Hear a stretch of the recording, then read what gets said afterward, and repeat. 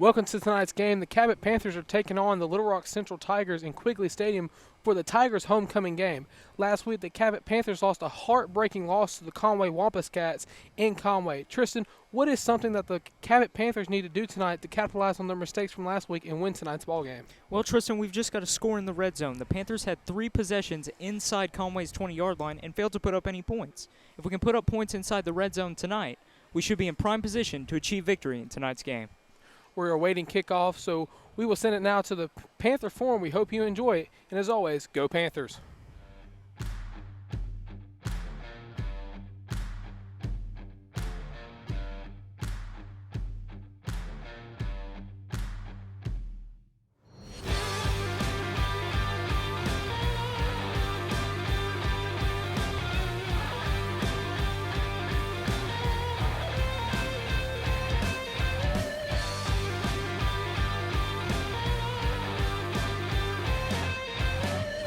Welcome to the 7th edition of the Panther Forum. I'm Evan Tonneson. And I'm Tristan Harlan. Last week, the Panthers traveled to Conway to play the Centennial Bank rivalry. Let's take a look at some of the highlights from the game.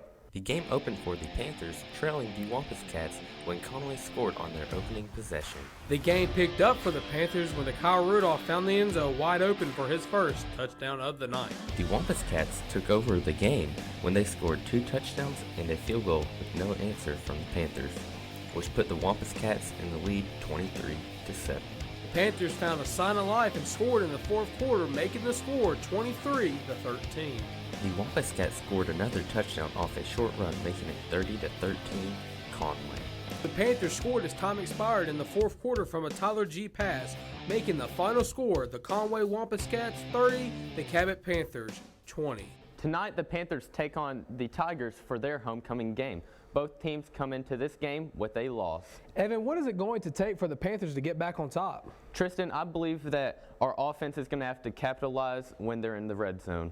We hope you enjoy the game. This has been the 7th edition of the Panther Forum. I'm Evan Tonneson. I'm Tristan Harlan. Go Panthers!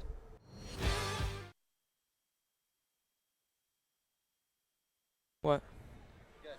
We are back. 7:33 left to kickoff here. As we were saying on the live shot, last week the Cabot Panthers lost a heartbreaking loss to the Conway Wampus Cats in the Centennial Bank rivalry.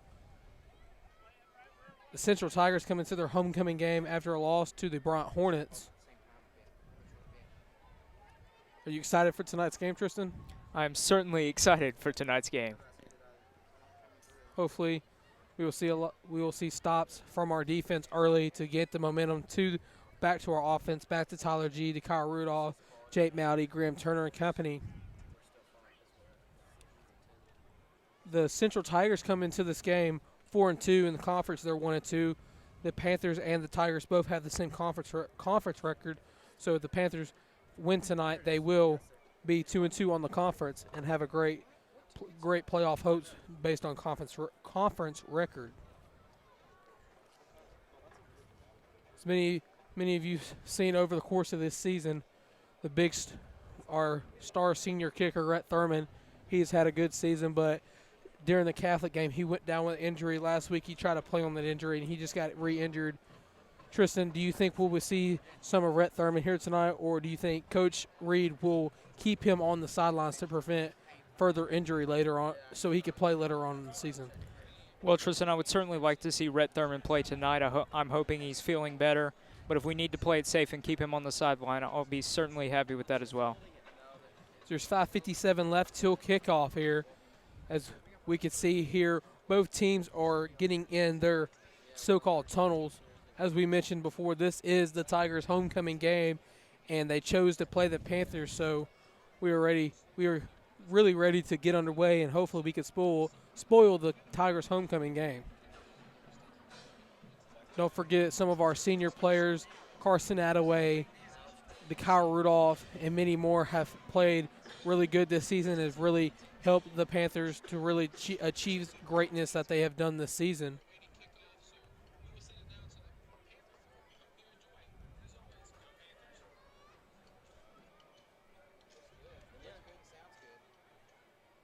As team captains are taking looks like the team captains are taking the field here. Bates, if you were down there as a team captain, and you won the toss? Well, first, what would you choose, heads or tails? Well, they do say, Tristan, tails never fails. That is true.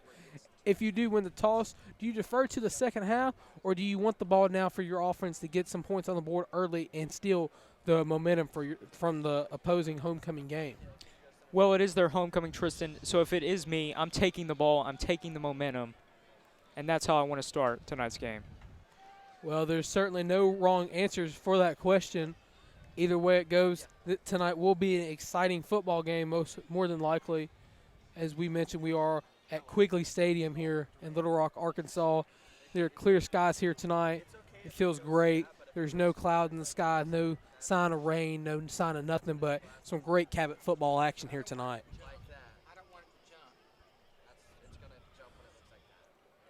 So who for Cabot do you think is going to score first, Tristan? Do you think it's going to be G to Kyle Rudolph, or do you think Graham Turner is going to pick it up on the ground? Well, I'd like to see Graham Turner. We're here at Quigley Stadium as team captains are running off the field here. And Tristan, do you know who I see? Who do you see? I see Cabot head coach Scott Reed on the field getting his headset, getting ready for tonight's game. You got to think that he told the Cabot Panthers that, hey, we may have lost last week, but tonight we're hungrier and we're ready to take this homecoming and we're ready to spoil it, as the Central High Tigers are taking the field here first, as they are in the gray and black. Once again, like we've been talking about the homecoming, and here come the Panthers as they are breaking through their tunnel, so to speak, and here come your Panthers. They're in the white and red. Tristan, I'm already getting goosebumps even before the first opening kickoff. As soon as those Panthers take the field, we can feel the electricity up here in the visiting stands that the Panthers are going to take some momentum and they're going to put points on the board early and they're going to win tonight's football game. Coach Reed has certainly motivated them for tonight, and we will come out and be ready. Looking at the Panthers after that tough loss last week, they trained harder, they practiced harder, they did everything in their power that they could to prepare for tonight's game, so they're not 1-3 on conference and they can improve to 2-2 in conference play. But don't forget, in the upcoming weeks, just like next week, we face a powerhouse in the Bryant Hornets. The Central Tigers' last game was against the Bryant Hornets, and the Bryant Hornets scored a lot of points on the Central High Tigers.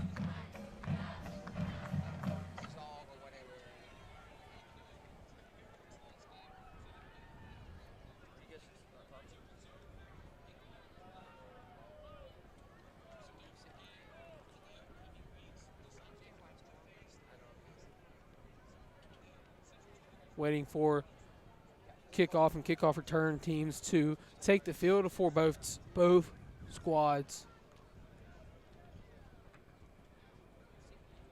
It looks like your Cabot Panthers will be returning the ball first, so instead at the end of the first half, at the start of the second half I should say, the Central Tigers will take over with the ball.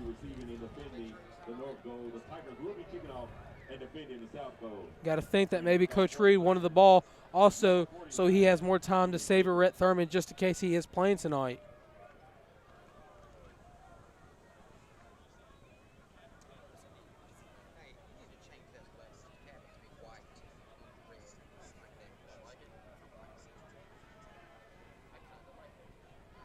Central is getting ready to tee off here.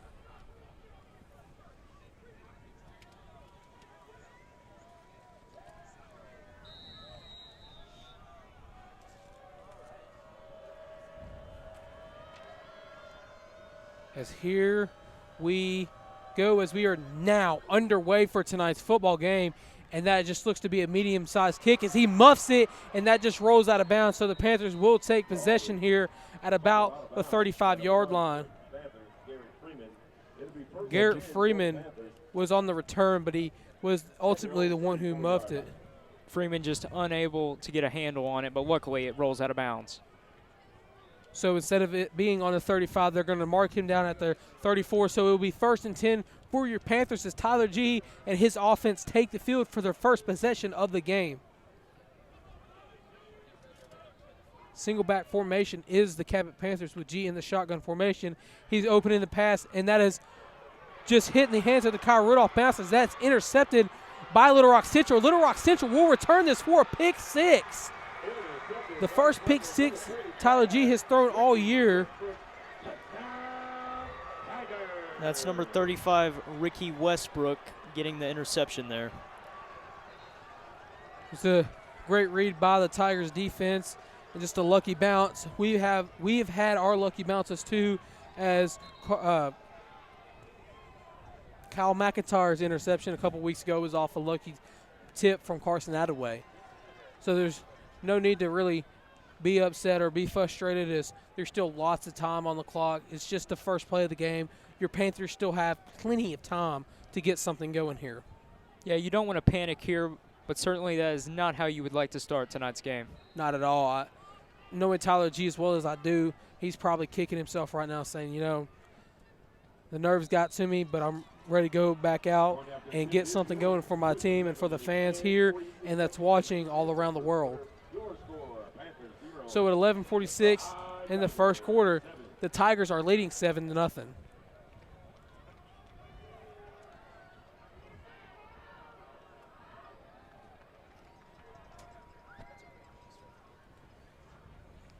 Well, first play was a pass, Bates. Do you think that Graham Turner's going to see the ball now on this the second possession for the Cabot Panthers? I could see Graham Turner getting the first carry here. You don't want to psych out G too early. You want to keep his head right and keep him ready for tonight's game. You know, the guys down there in red and white are mad that their offense gave up a score, but I know G's ready to get the ball back and put points on the board to tie it up and put more points and more points and more points to escape tonight's game with a win. So we're waiting the kickoff once again from the Central High Tigers.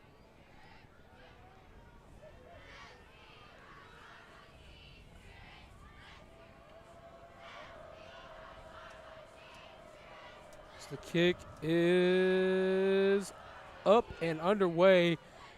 Better kick from Central this time. Fielded at the 10-yard line. Cabot has a bunch of open green. That is returned by number 1, Garrett Freeman. Last time he fielded the kickoff return, he muffed it, but it rolled out of bounds for the Cabot Panthers. Well, Freeman was able to corral that one. Be first and 10 for the Panthers at their own 19-yard line.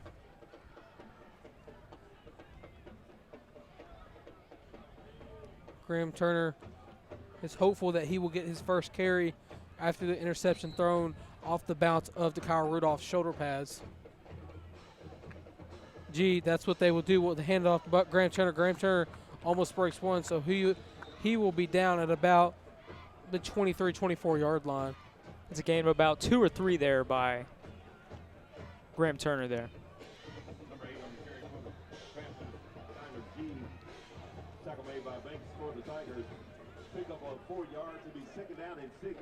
Be second and 6 for the Panthers. Go back to that interception. Nothing really wrong on G's part. It just hit Kyle Rudolph's shoulder pads, and when those balls pop up, it's a live ball. Anybody can come down with it. So there's nothing that G did wrong on the play. There's nothing nobody did wrong. It was just a lucky play, lucky break for the Tigers to open up the game as they're running it. As they ran it once again, as Graham picked up some more yards, as the Panthers will have another first down here. 10:56 left in the first quarter of play. We've seen 2 runs. Bates, do you think they're going to call another pass as they send Kyler Carmack in motion? They hand it off to Kyler Carmack. Kyler Carmack breaks a couple, and he'll just be right down for about a gain of 2, maybe one other play. When do you think we're going to see Tyler G drop back in the pocket and throw it once again? Well, I certainly think we'll see it again this drive. It's just a matter of time. There's no doubt in my mind that you're absolutely right about that.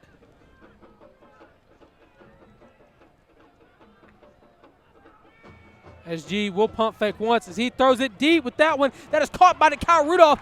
Kyle Rudolph is down at about the 40-yard line. Tristan, do you know what that will be? What's that going to be, Tristan? An early first quarter Cabot Panther first down. So the Panthers will get a fresh new set of downs now after the great catch by Kyle Rudolph from Tyler G. After G rolled out of the pocket, pump faked once, and threw it straight to Kyle Rudolph. Huge play there for the Panthers. Huge play, huge momentum booster for the Kyle Rudolph and Tyler G here. Kyler Carmack is the man in motion, fakes it to him, hands it off to Graham Turner. Graham Turner breaks one, breaks another, tries to break three, but is wrapped up by a field of gray and black jerseys. So we're just now under 10 minutes here in the first quarter. The Tigers still are in the lead 7-0, but the Panthers do have a great drive going as they look to put points on the board here and get back in tonight's ball game. Yeah, on that last play, that was great footwork there by Graham Turner to turn a gain of 4 yards into a gain of 7. Well, Graham Turner is a pretty good running back for the Cabot Panthers as he's had a great season as he is a senior as well. As G will drop back, looks, throws it deep in the end zone, and that will be caught by Kyle Rudolph, and that will be no, the referees will say he dropped it. Unable to catch that one in double coverage there. What a great pass that was to Tyler G to pinpoint it to Kyle Rudolph in double coverage, but Kyle Rudolph was just not able to keep possession of the ball on the way down. So it will be third down for the Panthers here on the 33-yard line, 9:16 left here in the first quarter. There is a penalty. Sideline warning against the Tigers. Be a sideline warning against the Tigers, excuse me.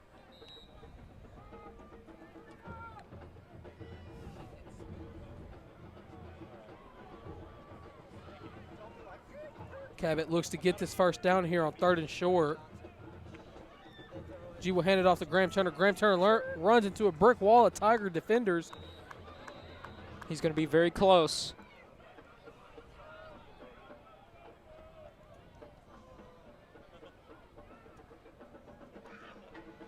So it will be 4th down for the Panthers here at the referees say that he is short of the marker. Do you think they're going to kick for 3 here, or do you think they're going to go for it? Well, it looks like Coach Reed is keeping the offense out here. I like this call by Coach Reed, preserving your kicker for when he needs them. So G will snap. That will be the first down that the Panthers need right there. What a great draw offsides that was by Tyler G. That's that pro quarterback mentality that G has, that he is able to get the defensive line to jump early to give them the 5 yards that they need for the first down. What a great fake snap. What a great quiet snap that was by Tyler G. Great IQ there from G. And number 99 just got a little too aggressive there, Tristan. On the game of football, you want to be aggressive, but not too aggressive, as you saw there, as G will hand it off to Graham Turner once again. Graham Turner just wrapped up at the line of scrimmage, not even the line of scrimmage, maybe about 2 yards from the line of scrimmage. That was a tackle by number 55 of the Tigers. That is Jordan Banks. He's a senior.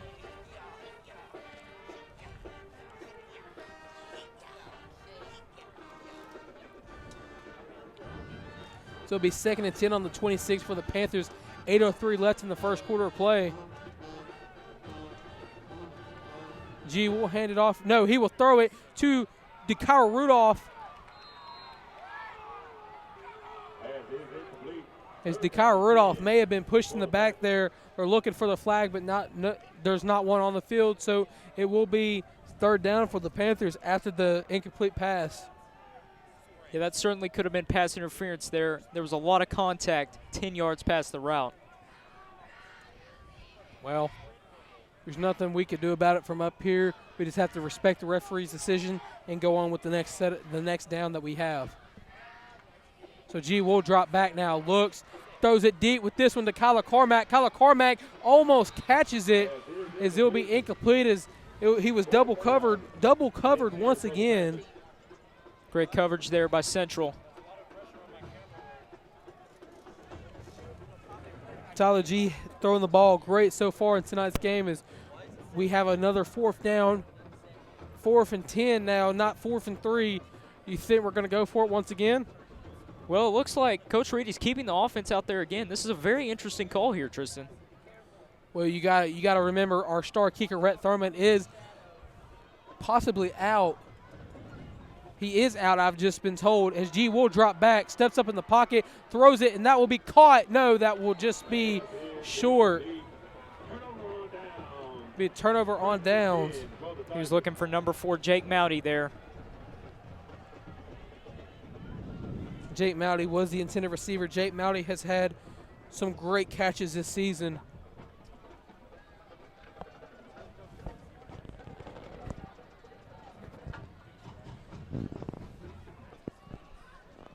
Excuse the update I gave on Rhett Thurman earlier. He may see the field tonight. As of right now, we are unsure. 7:40 left in the first quarter. Tigers still up 7-0. As the Tigers are on their own 26 as they just hand it off here. That'll be run. That would be a run by number 23. That is Samuel Franklin. And that is Mason Wade on the tackle there. Great group of guys that we have on defense. A lot of names that we've said over the course of the season. I can't wait to say more here tonight. The snap looked to be fumbled as he just hands it off once again, and Central will gain nothing. So that was Franklin once again. Samuel Franklin once again on the carry. He doesn't gain a whole lot of nothing. He gains a whole lot of nothing on that play. So it'll be 3rd and 2. 6:50 left to go here in the first quarter play on the 35-yard line. And so hand it off to Jordan once again as he'll just Looks like he's going to have the first down here.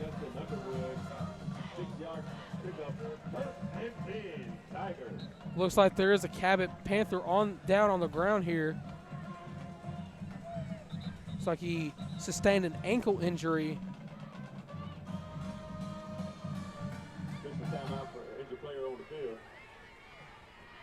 Looks to be number 19, Payson Woods.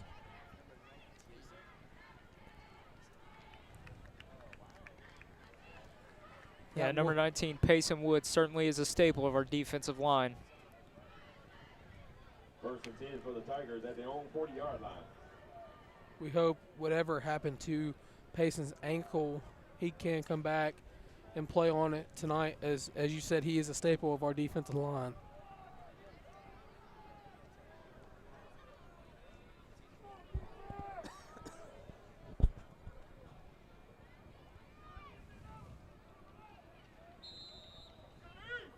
So it'll be 1st and 10 for the Tigers here.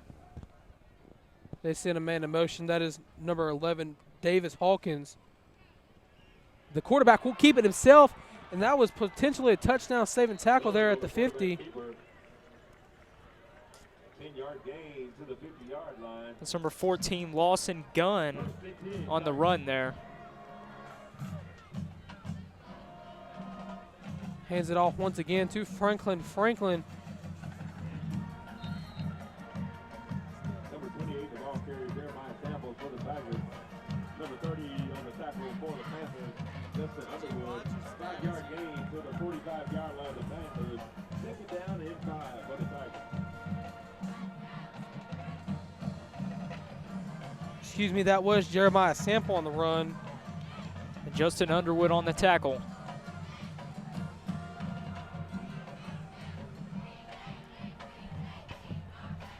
They have only the quarterback on the backfield. He throws it, and that is, just pops up. Almost intercepted there. Carson Attaway almost had his hands on that one. Carson Attaway, what a great defensive back he is.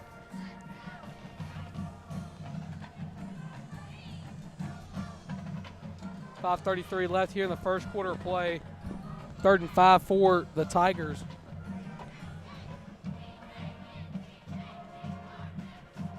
As the quarterback will keep it himself, and that he will have not enough for the first down here.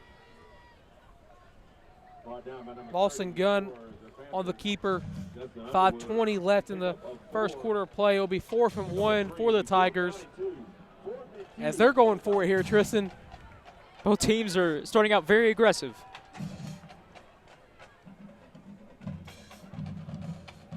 Gunner didn't like what he saw, so he's going to potentially change the play here. As he will hand it off to the running back. He's around the corner. He has picked up the first down as he has dropped out at about the 48, maybe 49-yard line. 12 yards to the 32-yard line. Sam Franklin on the run there and tackled by Tyler Parks. Tyler Parks is a pretty good defensive back, too, as he picked up at about 12 on the carry there. 1st and 10 for the Tigers. Gunn hands it off to Franklin once again. Franklin bounces around the outsides. He just I'm not trying to sound wrong here, but he just kisses a Cabot defender and it breaks off from him. Just bounces off of him there, but it looks like there is a penalty flag on the field. Thrown in the backfield, so it could possibly be holding on the play. The referees are going to discuss it here, as that's what it will be. It will be holding on the Central Tigers, so they will come back about 5 yards. It'll be 10-yard penalty for the spot of the foul. 1st and 12 for the Tigers.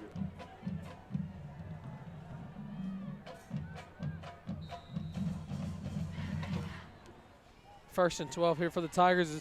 Gunn drops back, throws it over the middle. Two is caught by number 18, Johnny White. From Gunn, number 18, Johnny White, to the 22-yard line. Pickup of 11. Be 2nd down and 1 for the Tigers.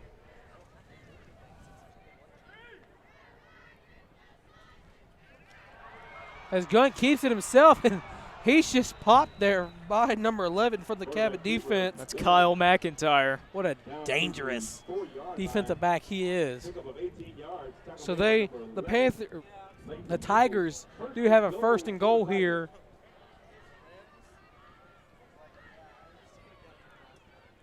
So they will hand it off to punch it in, and they do. So that will be another touchdown for the Central High Tigers. That's Sam Franklin on the touchdown there, Tristan. 3:57 left. The Tigers go up 13-0.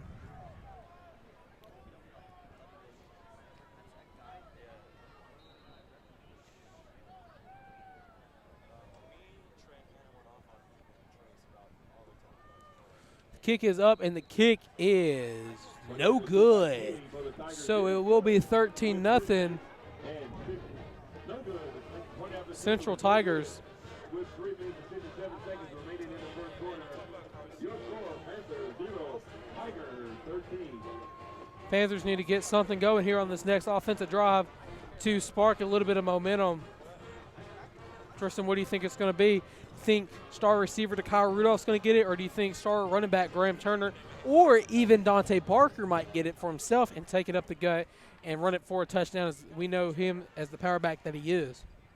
Well, Tristan, we certainly can't forget about Jake Mowdy, who has made some absolutely clutch receptions throughout this season.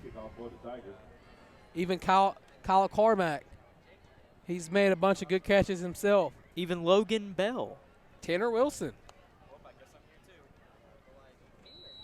So we're waiting the kickoff.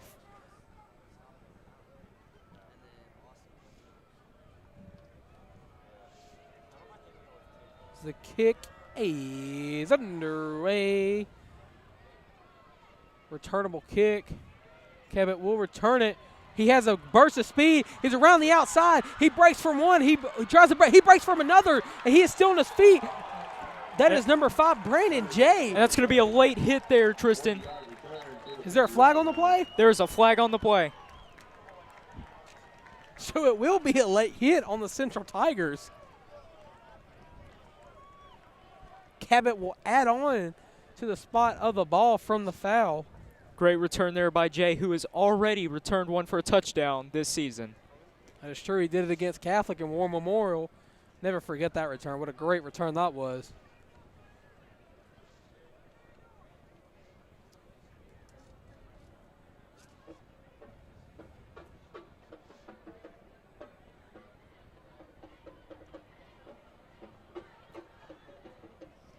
personal foul against the Tigers. 15 yards. Will be first and 10 for the Panthers. And the Tigers. Panthers, after that flag on the Central High Tigers, will have great field position here as they take over on the Tigers' own 40-yard line. Be first and 10 for the Panthers. G calls for the snap. He hands it off to Graham Turner. Graham Turner just bounces into his offensive lineman. Bounces in to number 61 on the offensive line. That is Patrick Shiren. Turner just ran into a brick wall there. The offensive line doing a great job here tonight for Tyler G and company.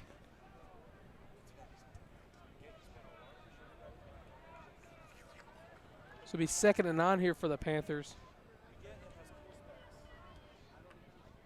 G drops back, looks for the pass. He throws it deep with this one.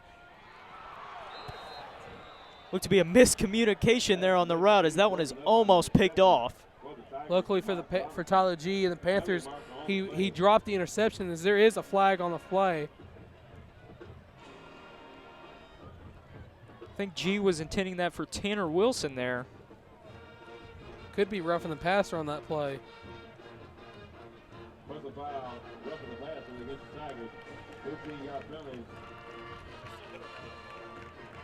So that's why some defensive backs can't play wide receiver. You miss an open interception like that.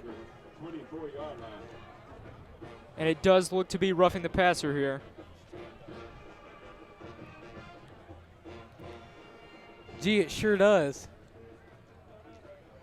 So the Panthers will have a 1st and 10 here, new first set of downs. As Central's coach was discussing with the referee about the flag.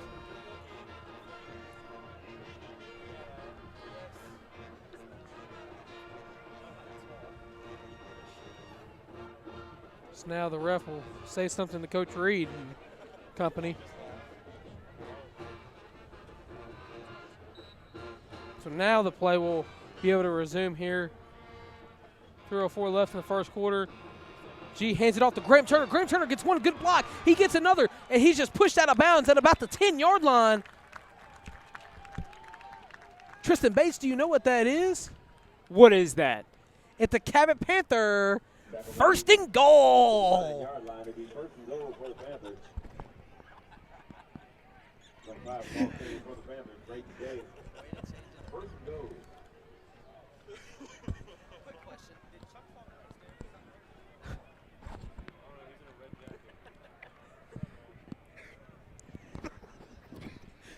It'll be 1st and goal for the Panthers here. Graham will get the ball once again as he gets a gain at about 2, maybe 3 on the play.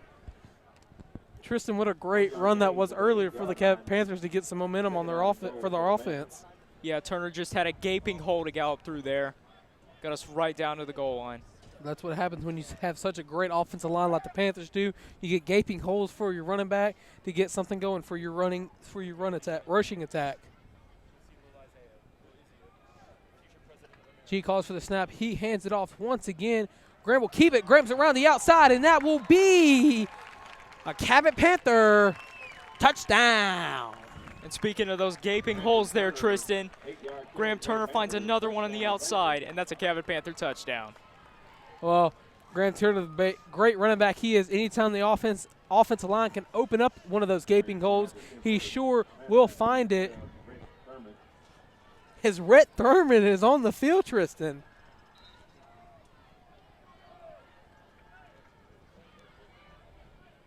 On's up for his point after. The point after is up and is good. Great to see Rhett Thurman back in action there, Tristan. Most certainly, Tristan. It's always good to see your senior kicker, one of your stars on your team, get back in action after suffering an injury a couple weeks ago.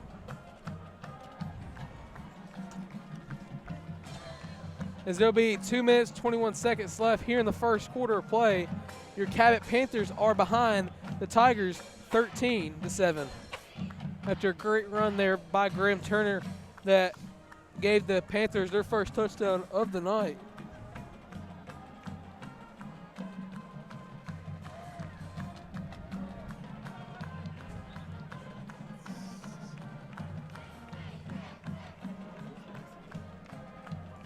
Don't you think that was a great drive there, Tristan?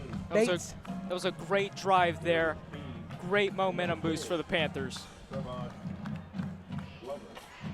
Well, Bates, there's nothing more you can ask for from your offense there to get in the end zone. Just hope that our defense can come up big. Maybe an interception from Jaden Riles. He's had some good interceptions to get the ball back to the offense or even score off the interception. Here we go, Thurman with the kickoff. He will muff it himself as he's just down at about possibly the 20-21 yard line. Be a 1st and 10 in the Tigers' own side of the field here, deep in their own territory, as I should say.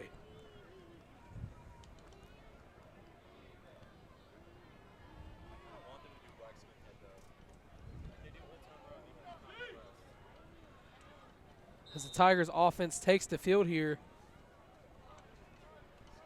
So we'll hand it off. Tackled by a host of Panthers is Franklin. Pickup of 2. Franklin will get another carry there. 2nd down and 8 for the Tigers. Swallowed up there by that Panthers defensive line. We have a great defensive line, Bates. A great defensive line. As it'll be kept by Gunn on the play, and the Panthers just wrap him up in the backfield. Tackle made by number 59 for the Panthers. Looks to be tackled. No gain. 3rd down. Tackled by the Panthers, like I said, in the backfield there. So it'll be 3rd and 8, minute 38 left here, first quarter play.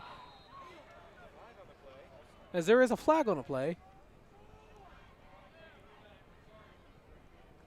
Most likely will be brought back, be called a false start here.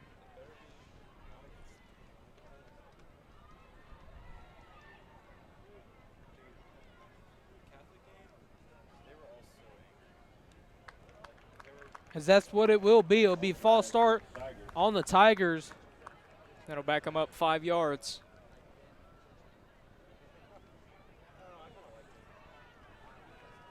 Just can't do that. You can't be jumping off the line before your quarterback can get the snap off. Just a mental mistake there. Well, this is their homecoming. So these mental mistakes could be from all the homecoming festivities that the Tigers could have done today or yesterday, this whole week. I don't know. To be a minute 25 here left here in the first quarter of play. Quarterback the low man in the backfield. He just throws it, and that is caught. He just trips himself up. That's TJ Pennington on the reception there, but he could not hold his footing. I didn't see him there for a second, so I thought that was a clear-cut interception for the Panthers, but I saw him, and that was caught by TJ Pennington on the play. To be 4th and 10 here as the punting unit comes out for the Tigers, as Kyle Rudolph is the return man for the Panthers. This is the first time the punting unit has been seen for either team in this first quarter of play. That is true, as there's 45 seconds left here in the first quarter of play. This is a kind of a high snap there, almost blocked. Kyle Rudolph will field the punt, call a fair catch. Rudolph for the Panthers. 1st and 10 for the Panthers. Be 1st and 10 for the Panthers at their own 49-yard line. Well, Bates, after that defensive drive, are you convinced that the Panthers have momentum, or do they need to tie the ball game up before they fully have the momentum in tonight's game? Well, I'd say right now the Panthers do have the momentum. They scored a touchdown, and now they've made a stop. Now we've just got to capitalize on it. Sure hoping that we can. I'm confident that we will. 34 seconds left in the first quarter play. G will call for the snap. Hands it off to Graham Turner. No, he keeps it, and that'll be thrown to Kyle Rudolph. Kyle Rudolph, what an amazing grab that was. Looks like it's going to be incomplete there, Tristan. The ball did hit the ground. What?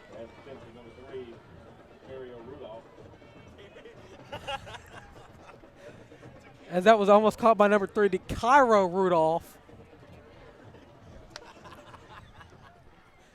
28 seconds left.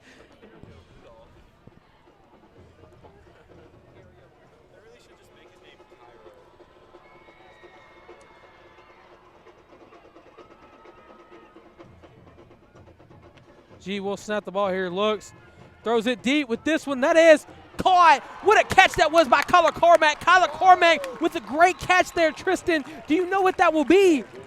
What's that going to be, Tristan? Another Cabot Panther first and goal.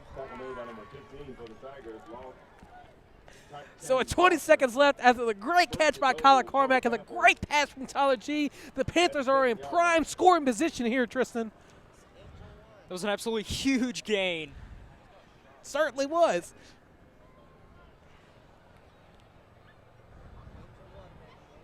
So the first quarter is winding out here. Just hands it off to Graham Turner. Graham Turner up the gut with a couple of pushes, and he'll be down. So that looks to be the end of the first quarter.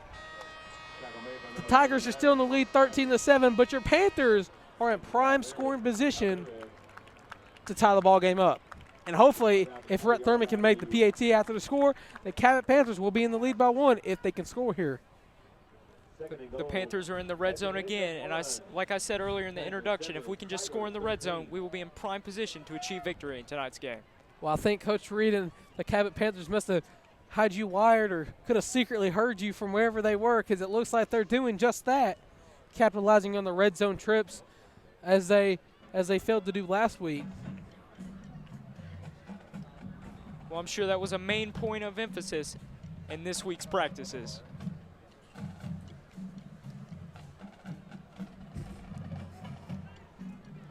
Pretty sure that was the focal point of the meetings. The meetings and the practices of the defensive line coach and the defensive coordinator for the Panthers.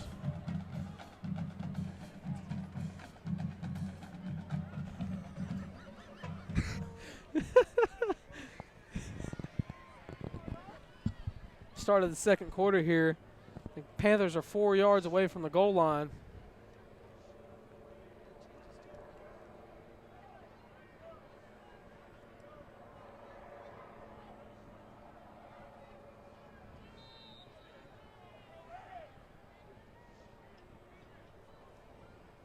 G calls for the snap. He will pitch it to Tanner Wilson. That is a touchdown for the Panthers. Great shovel pass there from G. And that will tie the game at 13.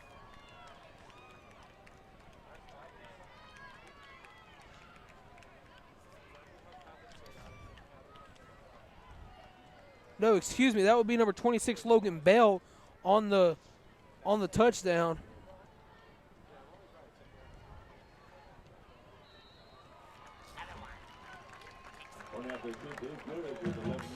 Point after attempt is good for the Panthers. So for the first time in tonight's ballgame, your Panthers are in the lead, 14-13.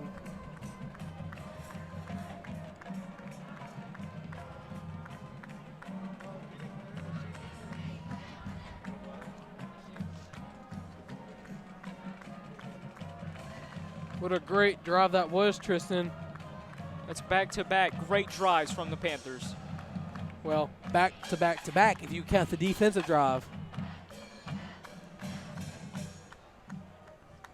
It looks like Rhett Thurman is in to stay here tonight, Tristan. That's certainly great to see. Most certainly is.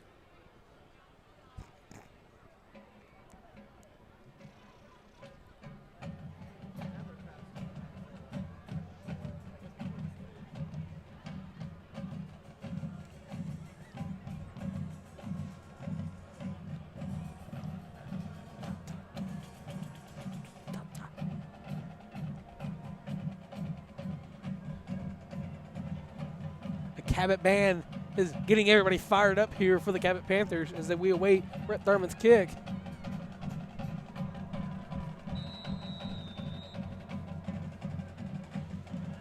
Rhett Thurman is running towards the ball. He kicks it.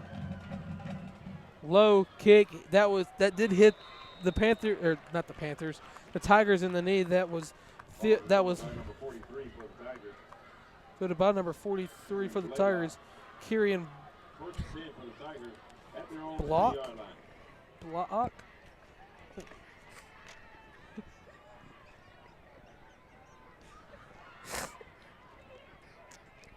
So it'll be first and 10 for the Tigers as they take over on their own 20-yard line, 19-yard line. This gun sends his running back in motion. This 23 Samuel Frank.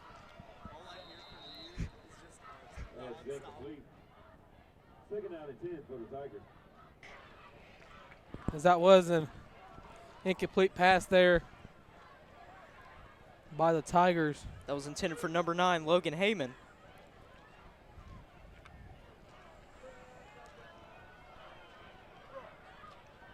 As the gun's looking to the sideline, he's changing up the play because he didn't like what he saw from the defense here. As he will fake the handoff. He keeps it himself, and he's in open territory, and he'll just be wrapped up by number 31. That's Preston Kiahi. Possibly a touchdown-saving tackle there. There's no doubt in my mind that that was quite possibly a touchdown-saving tackle, as you mentioned, Bates. As they will just hand it off here to number 23. That is Samuel Franklin on the run once again. Tackle made by number 24 for the Panthers, Nate Brown. Gain of 6 to the 45-yard line. Second down and 4 for the Tigers.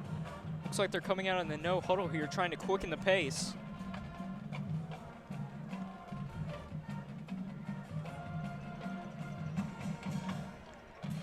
As this one is caught by Logan Heyman, it will give the Tigers a first down here. Heyman to the 45-yard line of the Panthers. First and 10, Tigers. Breaks the ball at the 46-yard line of the Panthers. First and 10. So it'll be first and 10 for the Tigers here after the pickup by Heyman. They sent a man in motion here. Almost direct snap to him. His gun rolling out of the pocket here. Blocking the back looks to be.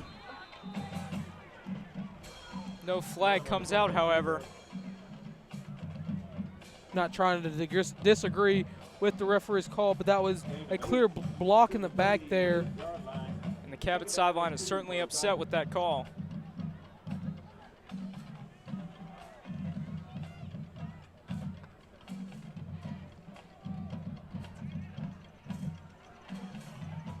He just fails to stay on his feet there. But it looks like Franklin will stumble across for another first down. So the Tigers will have a first and 10 here as they're driving down and they're in Panther territory, looking to score, looking to get the lead back here with 10:52 left in the first half of play. Gunn tries to get the Panthers jumping early, and it looks like he will. Looks like the flag will be on number 33, Ray Spinks. As he will be subbed out now. Coming in his place will be number 83 for the Panthers.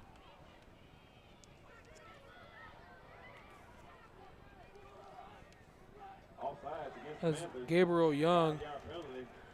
Offsides will be on the Panthers. So they will move up 5 yards there. Will be first and 5 for the Central High Tigers as Coach Reed is discussing the flag with the referee.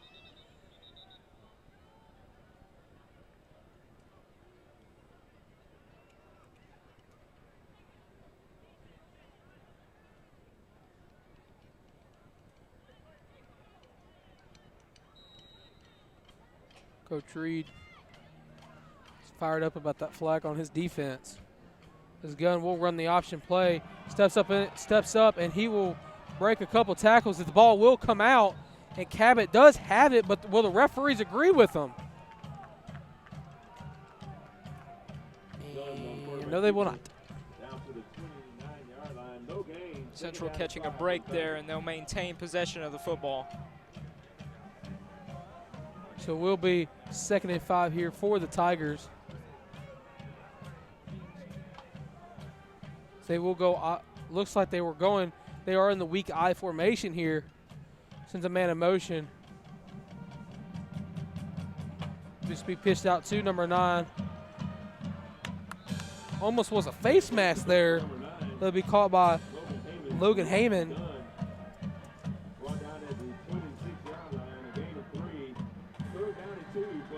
That was Houston Wiley helping to make the stop there.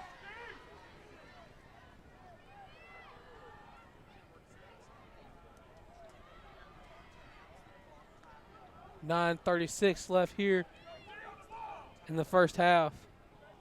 Sends a man in motion here. They will hand it off. He'll just be wrapped up, swallowed up, dropped in the backfield.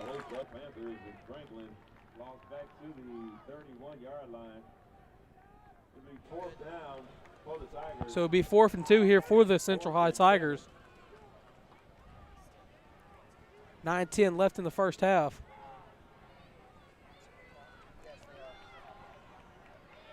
They'll keep the offense out here on 4th and 7. Gutsy call here for Central. They have 3 out wide. No.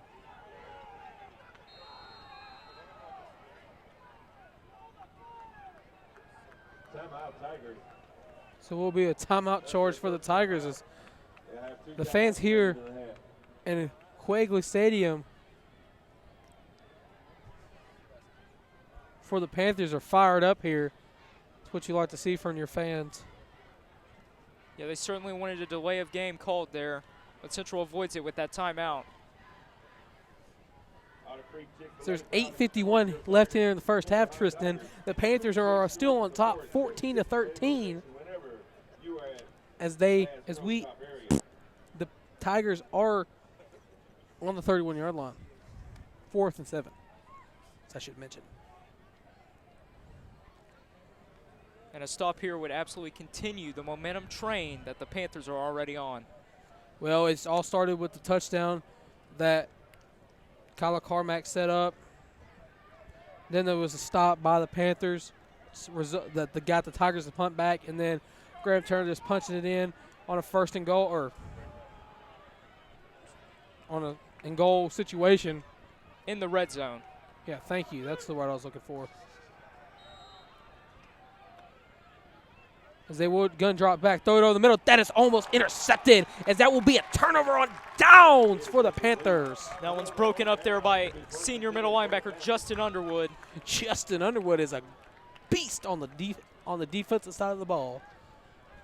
He certainly is, Tristan. Certainly is, Tristan.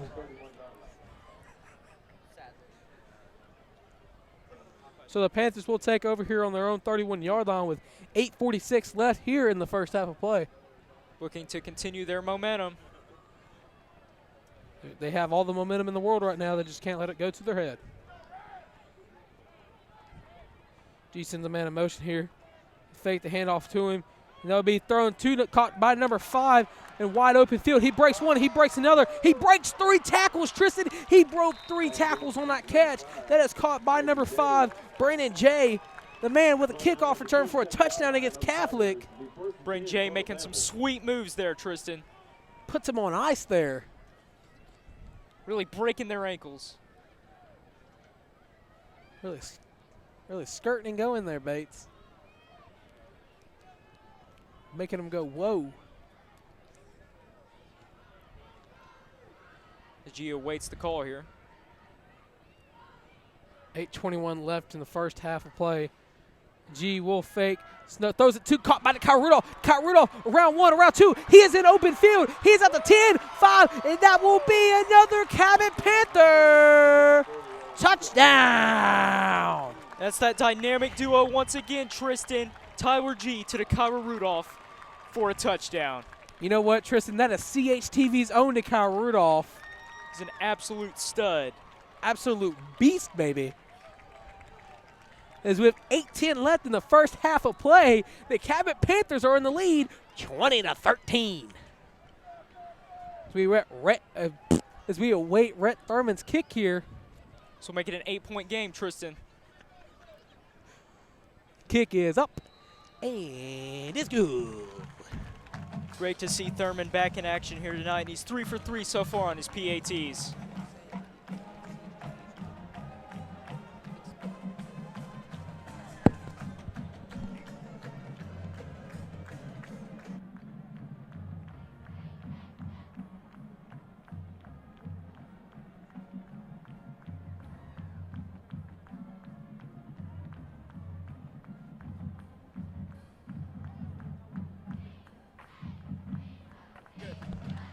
So after the great catch by Kyle Rudolph, that was a touchdown, might add.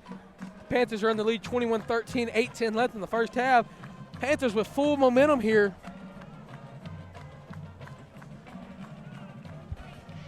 Tyler G having an absolute great game here tonight.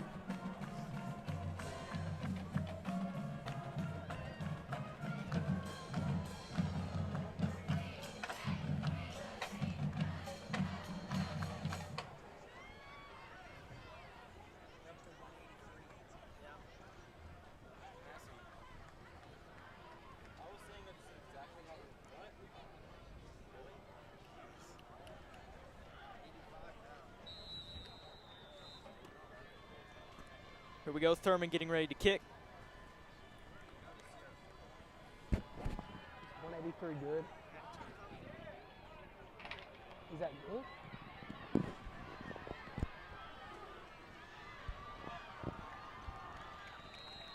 Return there from Central High Tigers. Didn't really go anywhere there. So here they are in their own territory as Rhett Thurman looked to be grabbing that ankle. But he's on it just fine, so 8-2 left in the first half of play. Your Cabot Panthers in the lead 21-13.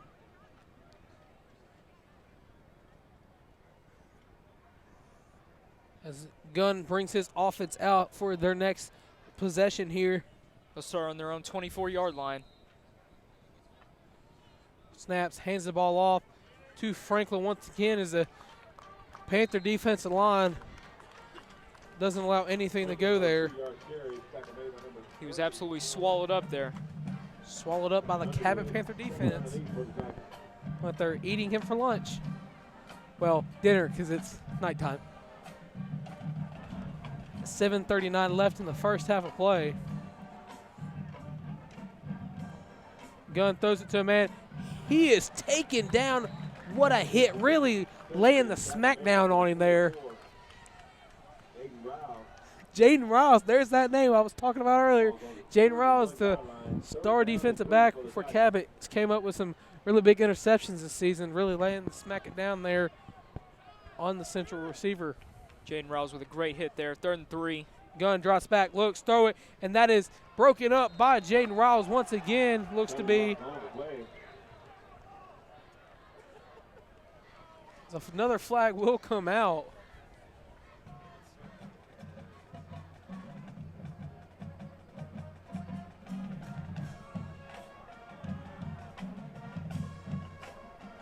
As Jaden is coming off the field here.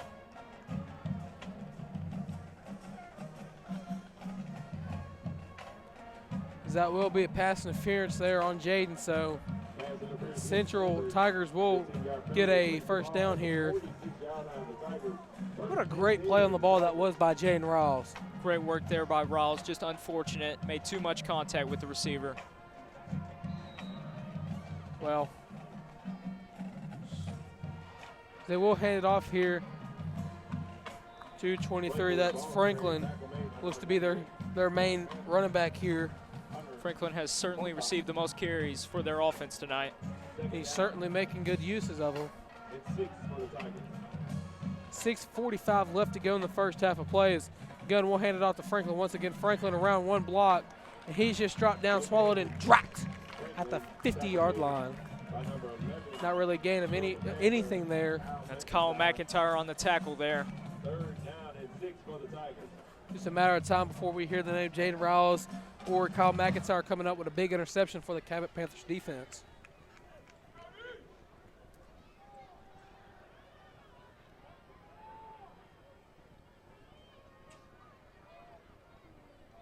As Gunn's talking to his running back, sending him in motion. He will drop back, looks, pump fake, steps up, has nowhere to go, but he does now. He's around to the outside. He'll just go out of bounds at about the 44-yard line there. At the 43-yard line. First and 10, Tigers. He does pick up the first down, though, Tristan. He on the 44-yard line. Or 43-yard line, excuse me. With just under 6 minutes to go left in the half. Cabot still in the lead, 21-13. As you mentioned, just under 6 minutes left to go in the first half. Gunn will drop back, looks, throws it deep with this one, and that will just be incomplete there. With great coverage there by the Panthers. That was number 22, Houston Wiley, on the coverage. What a defensive back Houston Wiley is as well. We had a great group of guys there in the secondary. 5:50 left to go in the second half, or first half now.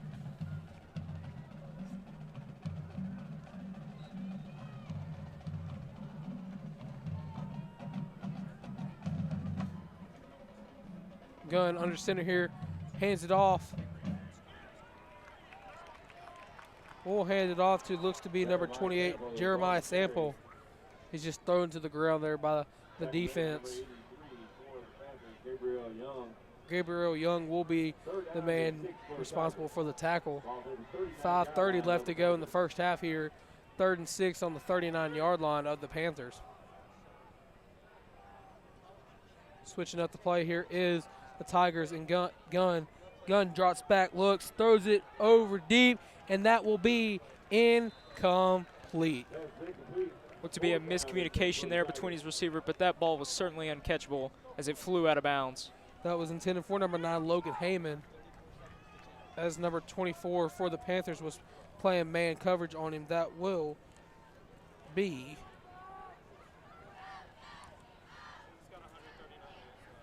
Jaden Riles. Gunn under center here will not hand the ball off. He'll roll in the pocket, almost sacked, and that is caught out of bounds. He's going to be very close to the marker here. Depends on the referee's spot. And they're going to give it to him. We're up here. It didn't look like he got enough for that first down, but at the end of the day, as I said earlier, we can't argue with the referee's decision. So with 5 minutes, 7 seconds left to go in the first half, on the 32-yard line of the Panthers, the Tigers have the ball, and they are trailing 21-13. Your Panthers are in the lead.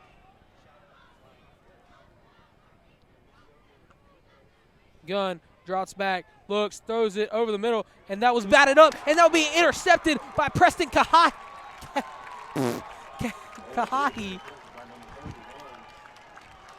Great way to read the quarterback's eyes there. Yahi, my mistake on that. Got a little too excited and couldn't pronounce my own words there, Bates.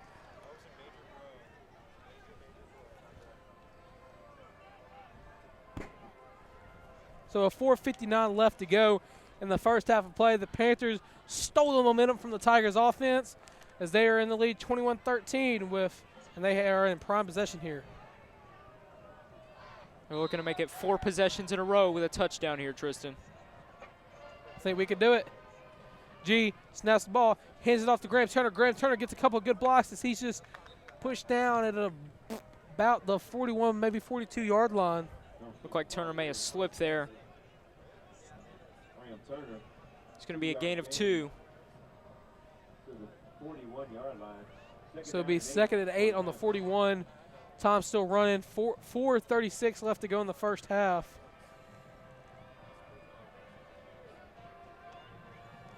G will fake the handoff, throws it deep over the middle. That is going to be just uncatchable. And a late push there by the Central Tigers, but no flag on the play. That will be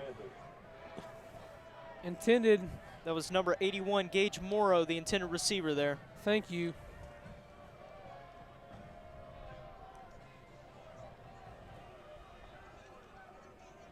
Then we'll make it 3rd down and 8. On the 41-yard line. G will drop back, looks, throws it to Graham Turner. Graham Turner just bounces off the defender. 4:16 left to go in the first half. Looks like the Panthers will send out the punting unit for the first time this game. 4th and 5 for the Panthers.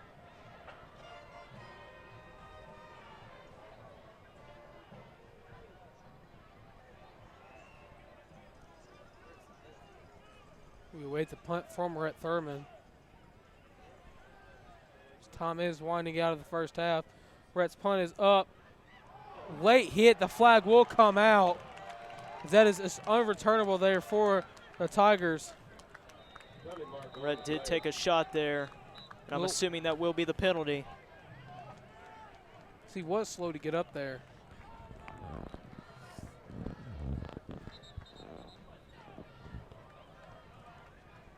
.338 left in the first half of play. Panthers still on top, 21-13. 5-yard penalty. First and 10 for the Panthers. Wow, it will be a 1st and 10 for the Panthers after the rough and the punter.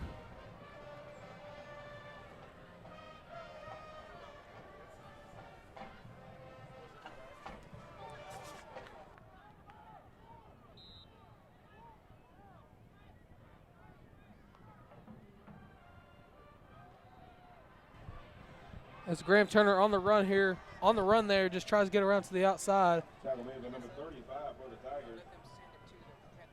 Ricky Westbrook. 3:24 left to go in the first half here. To the 49-yard line. It'll be 2nd down and 11 for the Panthers.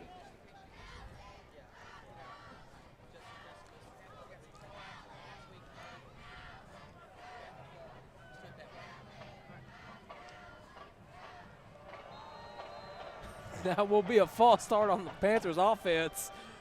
Gage Morrow and Kyler Carmack just thought, gee, snapped the ball. They were about to get, and they thought they were wide open there. They were certainly ready to score there, Tristan. So that will now be 2nd and 16 for the Panthers. 3:02 left on the 44-yard line.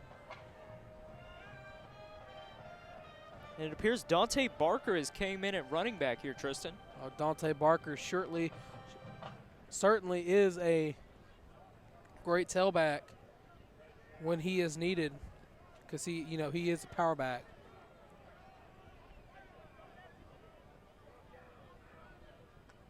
G will drop back, look for the pass. He throws it, and that will just be short. That'll be short of Gage Morrow there. Gage Morrow just didn't turn around, making eyes with Tyler G. So we'll be 3rd down here with 2:57 left to go in the first half. 3rd down and 16 for the Panthers. Panthers still have all 3 of their timeouts left to go in this first half here.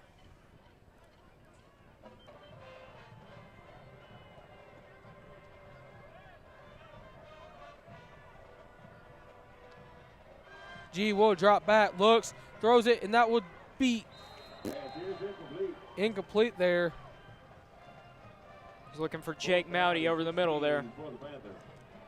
It'll be 4th and 16 as Rhett Thurman and his punting team will come back out on the field here.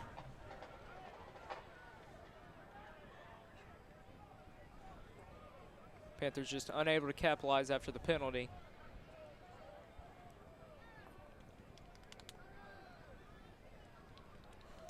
Rhett Thurman's punt is up, and what a punt there by Rhett Thurman. So with 2:46 left to go in the first half of play, the Panthers still on top, 21-13. Tigers will take over deep in their own territory. Looks like to be at their own 21-yard line. Thank you, Bates.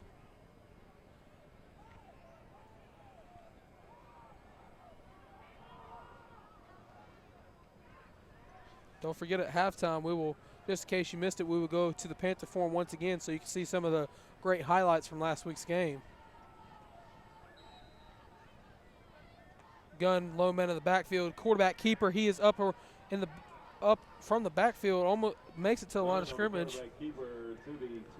2:37 left to go in the first half. 2nd down for the Central Tigers as they are down still.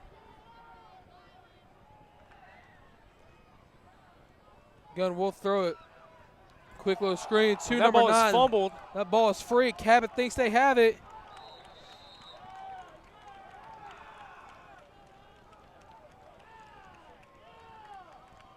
And they do. That will be a turnover for the Tigers. Cabot will take over. Great work by the defense there. Ball is on the 33-yard line of the Tigers. Cabot will take over there. What a great recovery that was by the defense. It's okay, Bates. It's okay.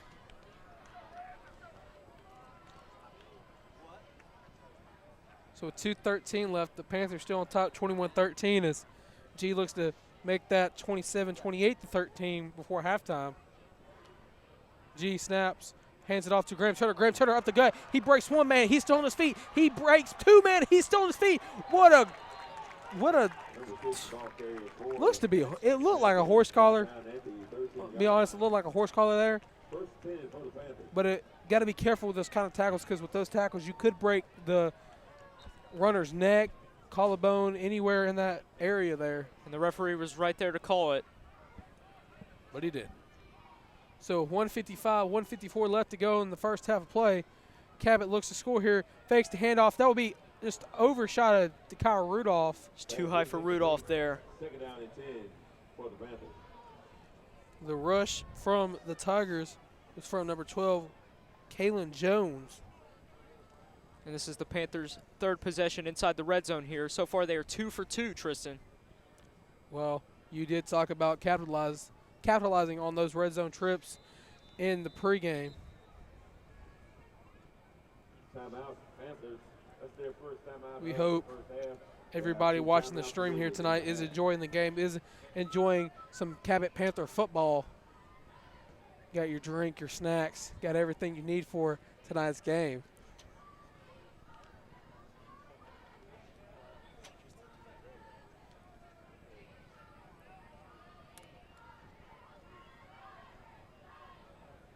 They are in a timeout here. Charge the Cabot. Cabot's first time out of the half here. It certainly is, Tristan.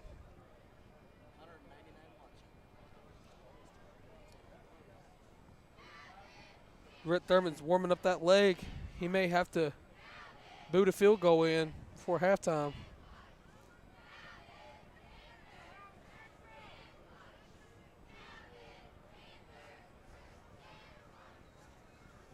The teams come trotting out from the sideline here. 1:47 left to go in the first half.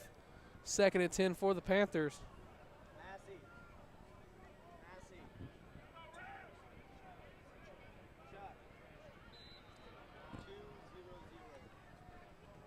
G will hand it off once again to Graham Turner. Graham Turner tries to find something. Ooh. Number 6 ball carrier for the Panthers, Graham Turner. Little helmet contact there. That was Channing Foster. Third down and 7 for the Panthers. Be 3rd and 7 for the Panthers. Minute 25 left to go in the first half.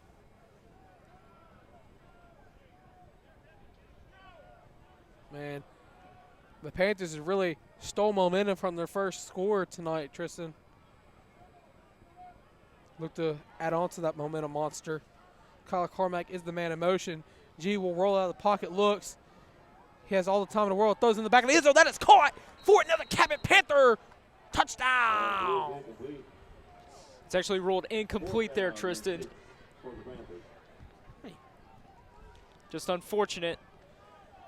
So instead of being Cabot touchdown, it will be incomplete there. From up here, it looked like it was a touchdown. It looked like he had the feet in bounds. Didn't look like he dropped it at all. But can't argue with the referee. Now Rhett Thurman will take his first field goal attempt of the game. With 58 seconds left in the first half, they look to go up 24-13. Snap good, kick up, and is good. So that will be a Cabot Panther field goal.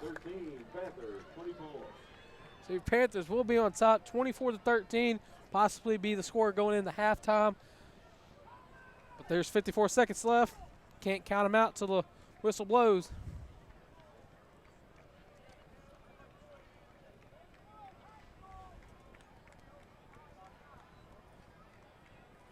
Waiting the kickoff.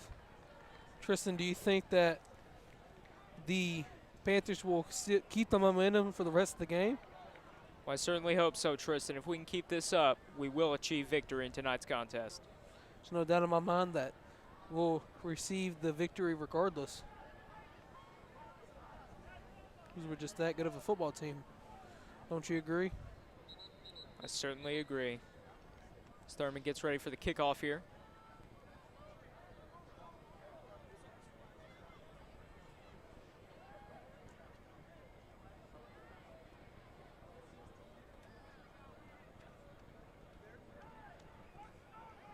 We wait Rhett Thurman's kick.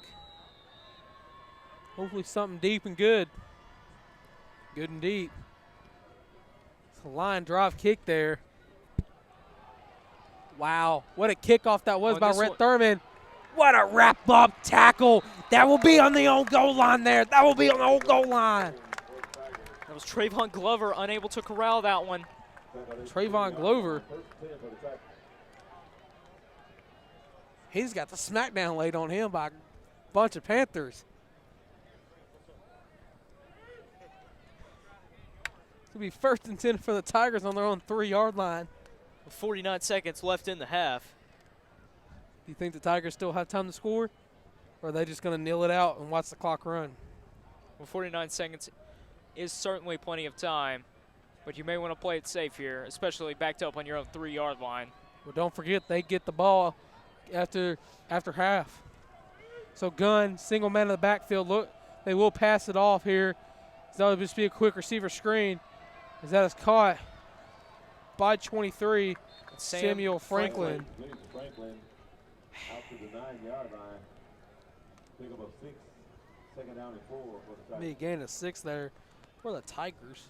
And the clock will keep moving here. Just under 30 seconds. Gunn, the low man in the backfield, once again throws another receiver screen to the other side of the field.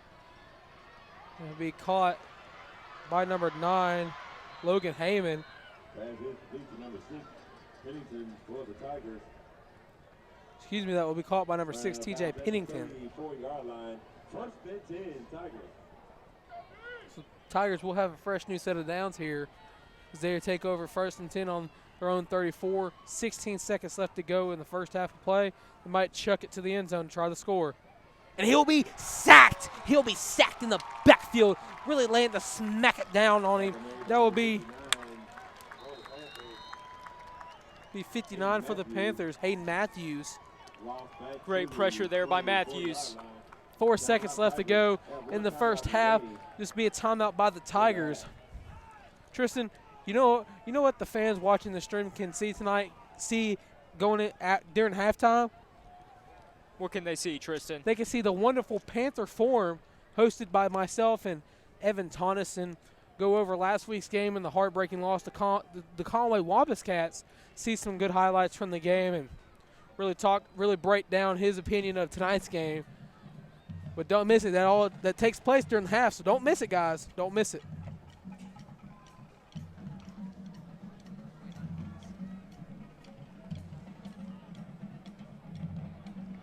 (24-13) is your score. 4 seconds left to go in the half. The Tigers will get the ball to start the second half. Panthers looking to play prevent defense here. Almost intercepted by a defensive lineman. Is 27 just trying to get something going, and he breaks one tackle. He would just be wrapped up there by number 3 to Kyle Rudolph. Kyle Rudolph just throws him on the ground there. Kyle Rudolph playing both sides of the ball here. As the benches will almost be cleared. So that will be the end of the first half. We will go to the Panther Forum now. Hope you enjoy it, and as always, go Panthers.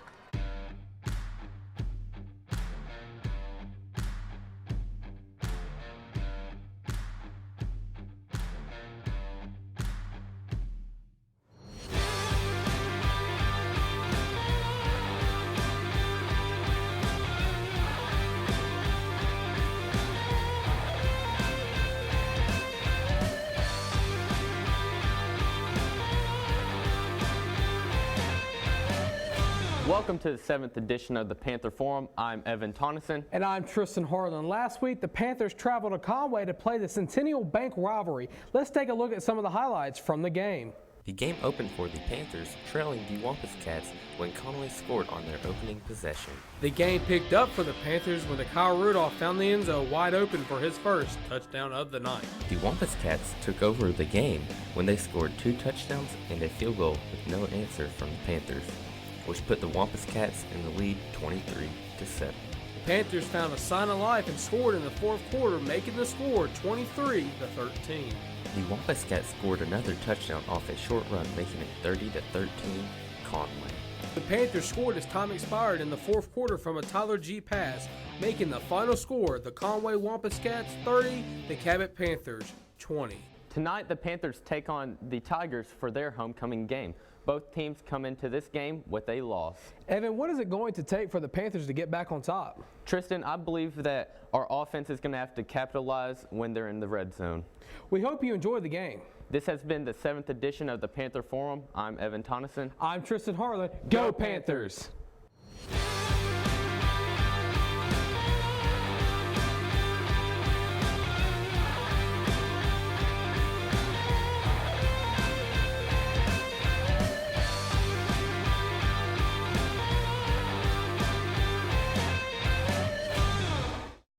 To those Cabot fans over there.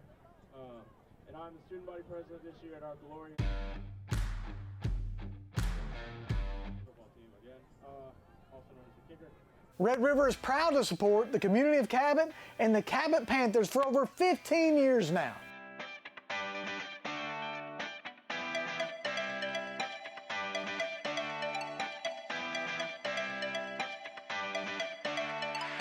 We are and we will continue to be your hometown dealership.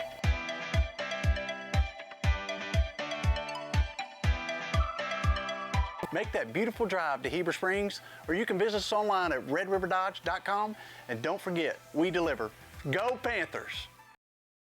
Elaine Carpenter, and is being escorted tonight by her father, Dr. Abraham Carpenter Jr. Imani is a freshman senator at Little Rock Central High School, a sideline and competitive cheerleader, and is working on her third-degree black belt in Taekwondo. She is also 2019 All-Region Orchestra, a public speaker for the LRS team, a track and field junior Olympics champion, and the 2018-19 Stand Foundation Youth of the Year. Finally, she's a rank 1 scholar.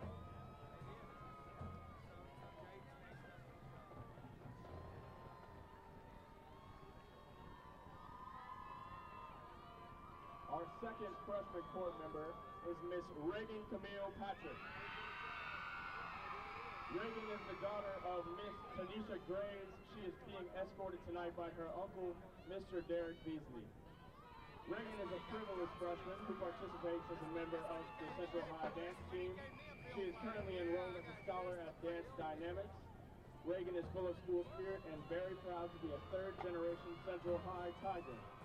Reagan is currently preparing to apply for the UMS Academy of Free Health Scholars in the spring, as she desires to become an advanced practice registered nurse in the future. Reagan looks forward to becoming more involved on campus as she continues her high school years. Now we move on to our sophomores, beginning with Miss Taylor Swinton. Taylor is the daughter of Daryl and Karen Swinton. She is a member of the National Beta Club, Junior Civitan, and a Central High cheerleader. She enjoys shopping, spending time with her family, and traveling with her extended family, affectionately known as the Squad. She also dances competitively at Dance Dynamics. Our other sophomore is Miss Lanaya Thompson. Lanaya is the daughter of Jocelyn Williams and Howard Thompson, and she is being escorted tonight by Mr. Tony Shelton. Lanaya is an avid student who likes to listen to music and dance, hang with friends, and help with others. And her favorite word is period.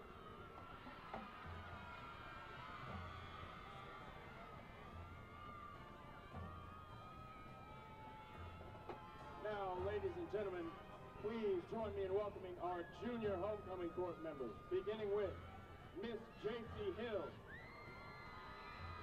J.C. is the daughter of Bonnie and Eddie Hill and is being escorted tonight by her dad, Eddie. This is J.C.'s third year on our homecoming court. She enjoys math, reading, and hanging out with friends.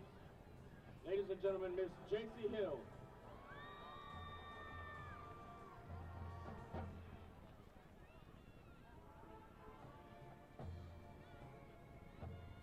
Our next junior is Miss Ella Huberman. Ella is the daughter of Brandy and Chris Huberman and is being escorted tonight by her dad, Chris. Ella is on our varsity cheer team in her 3rd year. She is in National Honor Society, Beta Club, Mu Alpha Theta, and Junior Civitan. Ladies and gentlemen, Miss Ella Hubener.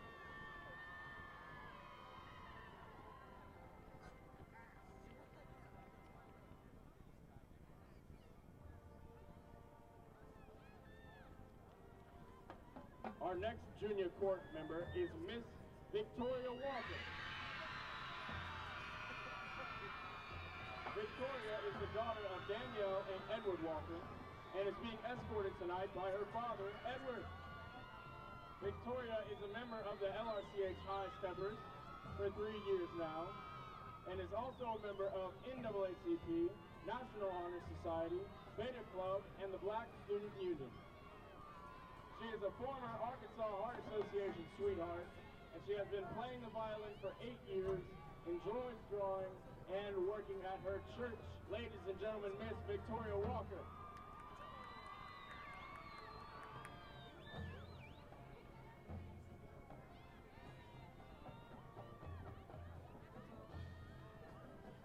And at this time, ladies and gentlemen, I introduce to you the football homecoming court members of the senior class of 2020.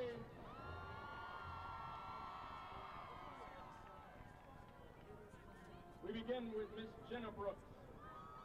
Jenna is the daughter of Alicia Brooks and Johnny Brooks Jr.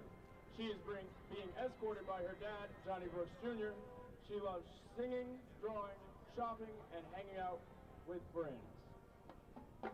She is in avid and creative writing, where she pursues her love of writing, and she is on the executive committee of the NAACP. Jenna has also made the honor roll each year here at Central and will graduate as a scholar in May. Ladies and gentlemen, Miss Jenna Brooks.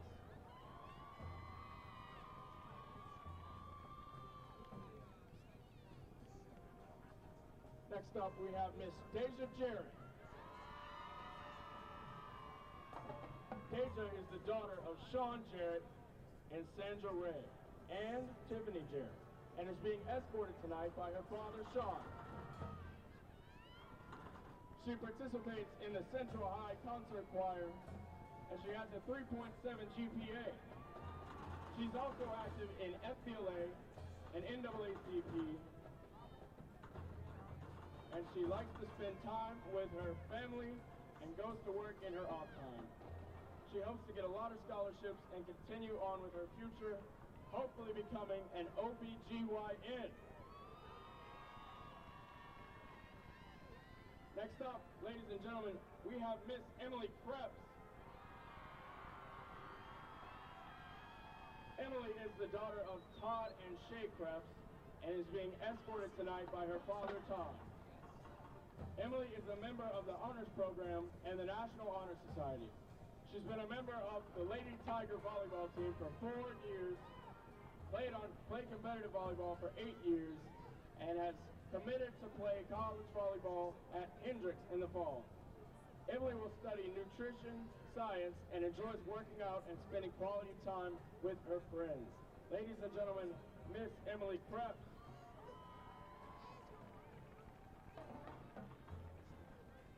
Next, we have Miss Zaria Moore.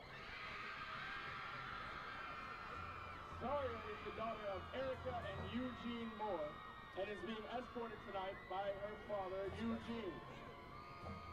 Zaria is the student council secretary, a senior class liaison, a lieutenant of the Little Rock Central High Steppers, as well as a lieutenant in our Air Force JROTC. She is a member of Principal's Cabinet, the Memory Project, and an active member of Ladies Club and NAACP. She is also an Alpha debutante. Ladies and gentlemen, Miss Zaria Moore.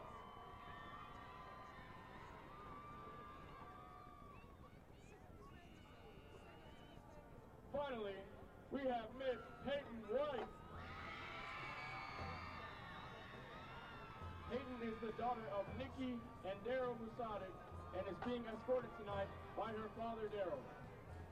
Ladies and gentlemen, she is the first black female student at Little Rock Central High to obtain her private pilot's license. Peyton is the 2019-2020 group commander of our Air Force JROTC, captain of the softball team, and the 2019 Alpha Phi Alpha debutante. She is also a member of Principal's Cabinet, and she enjoys hanging with her friends and family as well as traveling.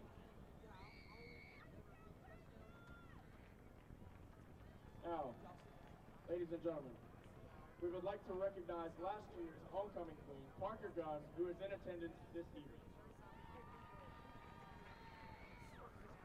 as well as Miss Nancy Rousseau. Everybody give her a hand, our principal. All right, it's the moment you've all been waiting for. Band, I'd like a drum roll, please. Your 2019 football homecoming Duchess is Miss Zaria Moore.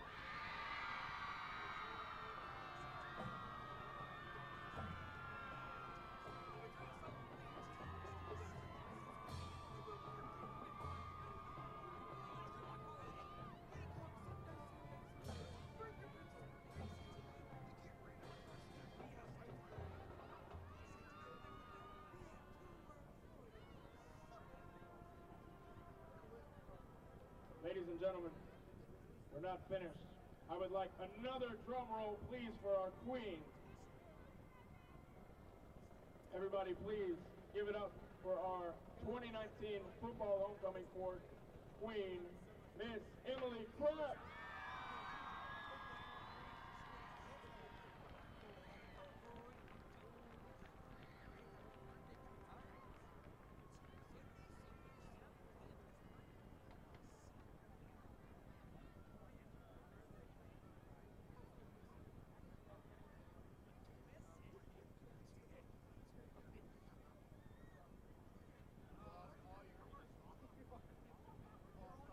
Can we please have another hand for Central High's 2019 football homecoming court? Thank you, ladies and gentlemen.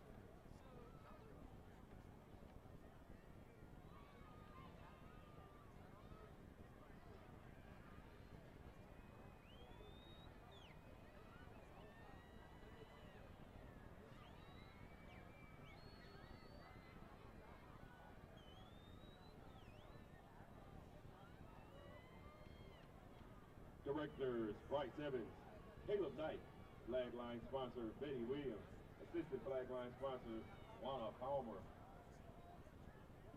Stereophonic Storm of the Mid-South, the Little Rock Central High Marching Band, halftime show Club Central. The songs will be Spain, Move Dance, God bless the child. Soloist Kaylee Henson, Daniel Isaacs, Lane Rainbow, Tanya Kelly, and Dylan McFarland.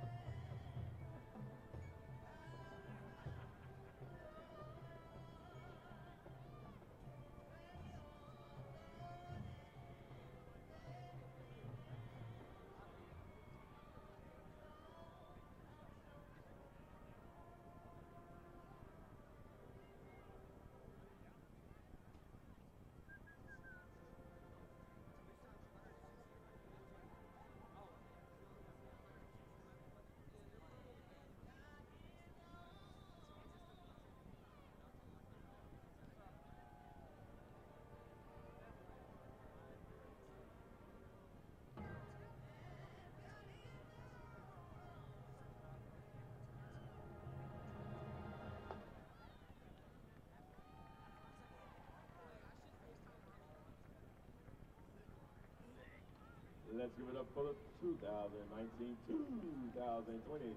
Stereophonic Storm of the Mid-South Little Rock Central High School Marching Band. And flag line. The Storm recently was accepted to perform at the 9/11 Memorial on March 24, 2020.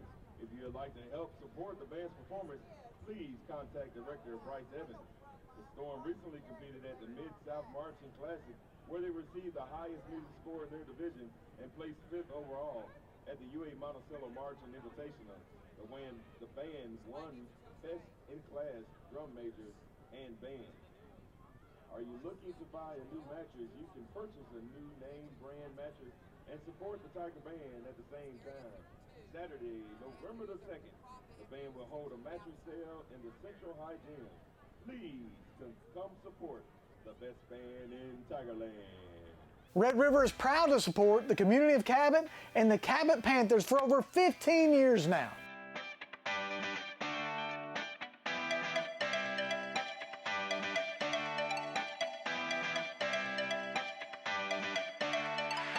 We are and we will continue to be your hometown dealership.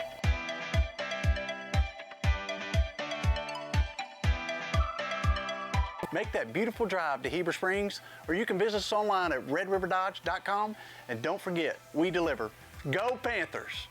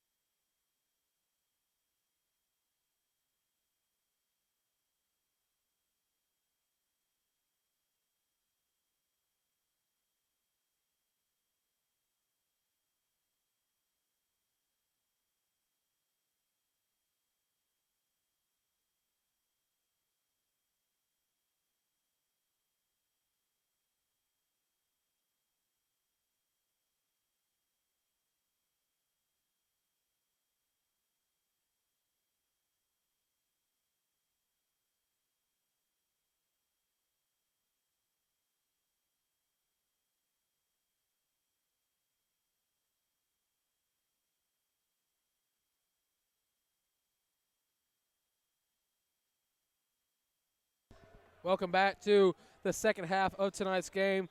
Just in case you missed the end of the first half, your Panthers are in the lead 24-13 as we are waiting the second half kickoff to start. I want to shout out the Panther feature fan, Will Fry, for giving me a nacho during halftime, and want to point out some CHTV alum, Trey Tonneson and Jaden Dixon are here tonight.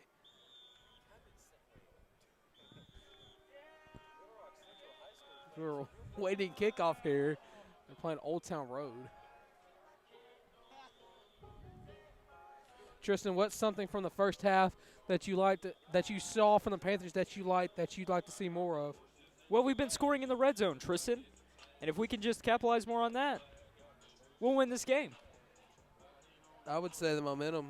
We've really controlled the momentum as the start of pretty much as for the whole second quarter, we controlled the game. And if we keep doing that, then there's no doubt in my mind that we'll walk out with them not scoring any more than 13 points. We hope during the halftime you enjoyed the Panther Forum, hosted by myself and Evan Tonneson. As last week you saw him on play-by-play with me and Conway.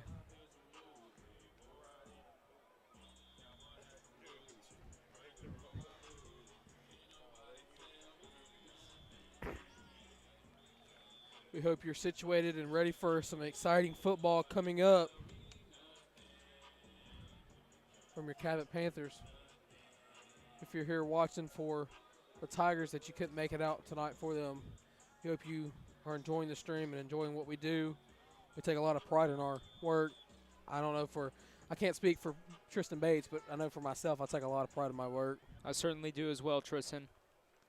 I know a lot of guys here take this very seriously, work to their full potential, and do what they have to do to get stuff going and get stuff rocking and rolling for everybody.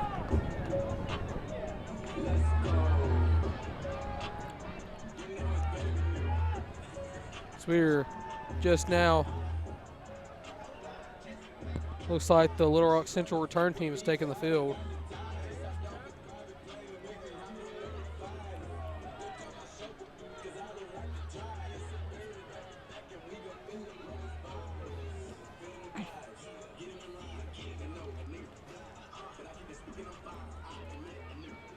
As the Cabot kicking team will take the field here.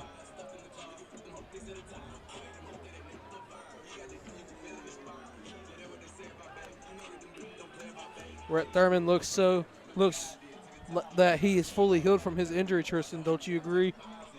Well, it certainly looks that way so far tonight.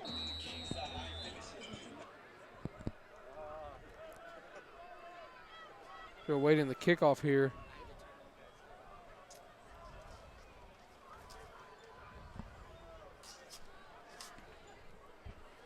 This kickoff is underway here. Bounces. What a great opening kickoff return that was for the Central High Tigers.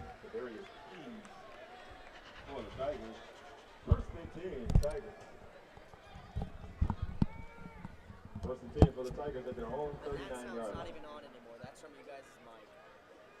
Are we muted?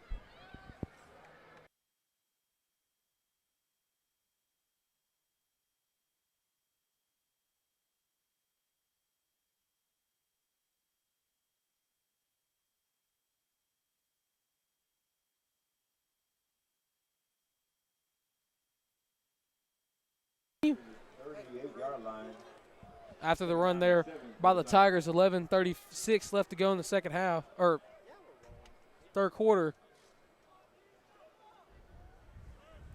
Be second and 7 for the Tigers.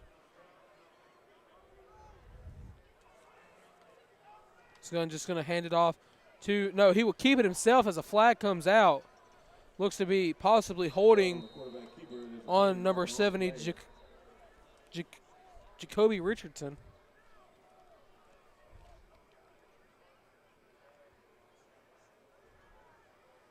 We'll see what the referee's call here is. Holding against the Tigers. 10-yard penalty from the spot with a foul. I corrected myself though. Ball replaced at the 32-yard line. So after the flag, move back some yards. Second down and 17 for the Tigers. 11:15 left to go in the third quarter. Second and 17 for the Tigers. They're on their own 32-yard line. Gunn takes a snap, rolls out of the pocket, looking, and he will just throw it. That'll be batted away by 24, Jaden Riles. There's that name again. Jaden Riles almost getting the interception there. So I'm awaiting the interception, Tristan. I know he's going to get at least one tonight. There's no doubt that he will get at least one. He's been playing great so far here.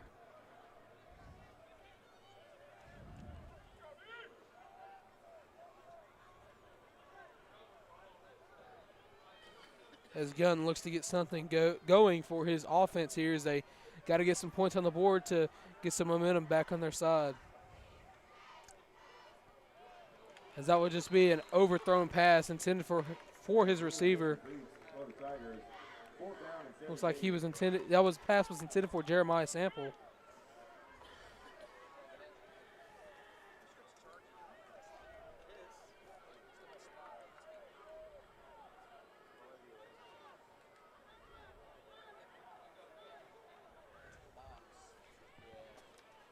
Kyle Rudolph's on the field to return the punt for the Panthers. 4th and 17 on 32-yard line. 11:05 left in the third quarter of play.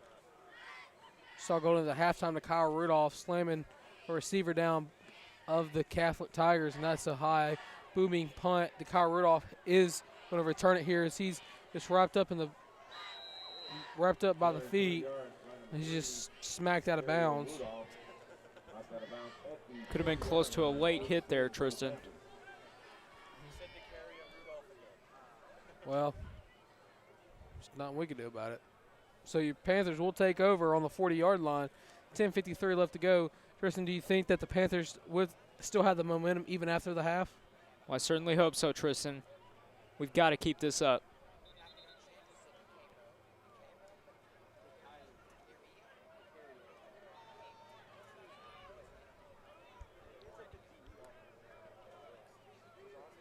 So we're waiting the referees to signal them to play ball. G with Graham Turner in the backfield. Sends a man in motion. Will hand the ball off to number 5. That's Braden Jay on the carry. What a great pickup of yards that was by Brandon Jay, the sophomore receiver. Pickup of 5. It'll be second down and 5 for the Panthers. So it's 2nd and 5 here for the Cabot Panthers on the 45-yard line. 10:47 left to go in the third quarter play. We'll be expecting a G pass there, and that's what it is, as he just throws a quick little pass to Brandon Jay once again. And Brandon Jay's flipped. Big hit there. There's a central player down on the field. Be number 15 Channing Foster on the down on the play. So he was able to get off the field on his own power without any assistance whatsoever. So it'll be 3rd and 1 here for the Panthers. 10:35 and counting left to go in the third quarter play. Your Panthers still on top, 24-13 here.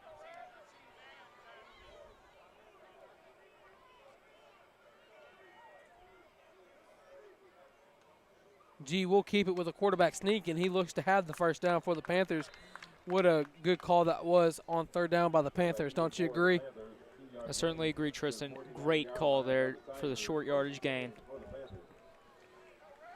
So with the new fresh set of downs here, the Panthers will be down at about the 49-yard line with 10:10 left to go in the third quarter of play.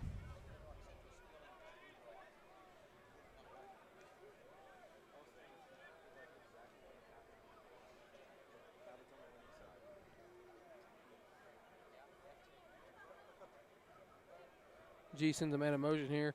Left to right, hands the ball off to Graham Turner. Graham Turner with some great blocks around the corner. And he just drops his shoulder and lays the defender out almost. Great cut to the outside there by Turner to pick up what could be first down. It's going to be close. It's going to be about a 2nd and 4, 2nd and 3. No, it will be 2nd and 2. With 9:30 left to go in the third quarter of play. Ball being on Central's 41-yard line.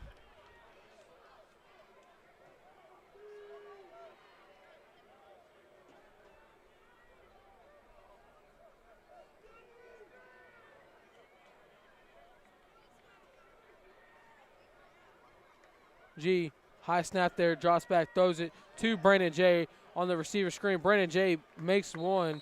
He's just pushed out of bounds there. Almost a little trash talking there from the Central defensive back. Caleb Brown. 9 minutes left to go in the third quarter play. It'll be a first down for your Cabot Panthers.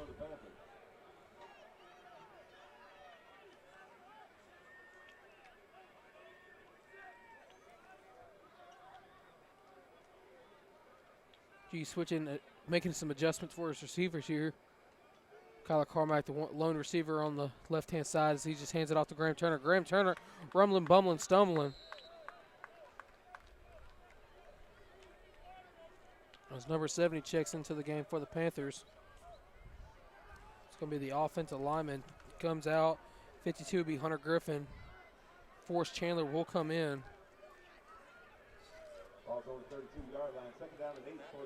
Ball to 32, 8:34 left to go in the third quarter of play. 2nd and 8 for the Cabot Panthers here. Where you see some touch pass magic from Tyler G. I'm ready to see it, Tristan.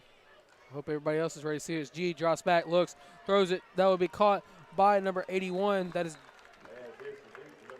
Gage Morrow on the reception.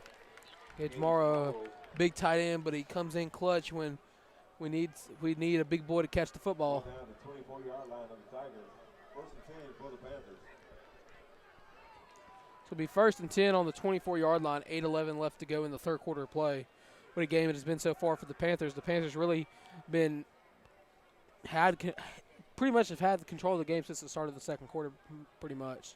You know, after the pick six to start the game from Tyler G and a touchdown from Central, it's really been Cabot's game for the remainder of the game. As G will most likely throw another pass to Kyle Rudolph, and no, he will hand it off to Graham Turner. Graham Turner breaks one, has a block. He'll just be pushed down around the 18-yard line. The ball carrier tackled by both of the Tigers, led by number 52, Evan Marbury. Brought down 21-yard line. 2nd down and 7. He brought down at the 21-yard line. Be 2nd and 7 for the Panthers. 7:40 left to go in the third quarter of play. Hoping you're enjoying the game wherever you are watching. If you're watching overseas or if you're watching at home, hope you're enjoying some Cabot Panther football right now. As G will snap the ball, fakes the handoff to Grant Turner. He drops. He will throw it to the end zone. That is caught by Kyle Rudolph. Kyle Rudolph spins, and he's just out of bounds at about the 3-yard line. So you know what that will be, Tristan? What's that going to be, Tristan? First time of the second half will be a 1st and goal for the Panthers. The Panthers 1st and goal at the 4-yard line. Panthers in prime scoring position here, Tristan. Do you think we're going to punch it in with Graham Turner, or do you think we're just going to run a little fade in the back of the end zone to maybe Kyler Carmack and to Kyle Rudolph? Well, it certainly could be either way as G runs the option here. And that will be, whoa. Looks like Graham Turner was thrown down by his helmet there. Tackle made by number 35 for the Tigers, Ricky Ricky Westbrook. Westbrook, the man on the tackle there. 2nd down and goal. It'll be 2nd and goal for the Panthers. 7:15 left to go in the third quarter of play. Panthers once again in the red zone, looking to keep up their streak. What would they be, 3 for 3 if they score here? This would actually be 4 for 4, Tristan. Wow, really fixing our mistakes from last week. But G in the I formation here will fake the handoff, and he throws it to Kyle Rudolph. Kyle Rudolph catches it, and that will be another Cabot Panther touchdown. And it's that dynamic duo once again for the 2nd time tonight, Tristan. G to Rudolph, Cabot Panther, touchdown. Well, Cairo, as I said earlier, is a man from CHTV. As most of you may not know, he does the morning announcements. He does a lot for the CHTV family. Kyle Rudolph, just a great football player, and he's having a great game here tonight, him and G both. There's a injured Tiger on the field.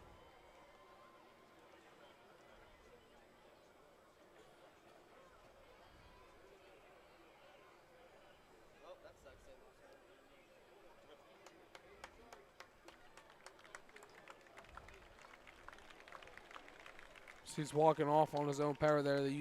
It's good to see that he's not needing emergency attention as he looks like he did hurt his ankle. Maybe he just possibly rolled it when he went for that jump ball with Cairo. And that was star senior receiver Cairo Rudolph.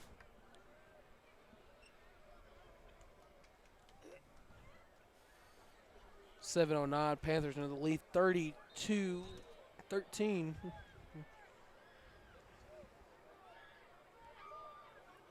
Wait, Rhett Thurman's PAT. Kick, snap good, kick up, and it's good. So it'll be 31-13. 7:09 left here in the third quarter of play.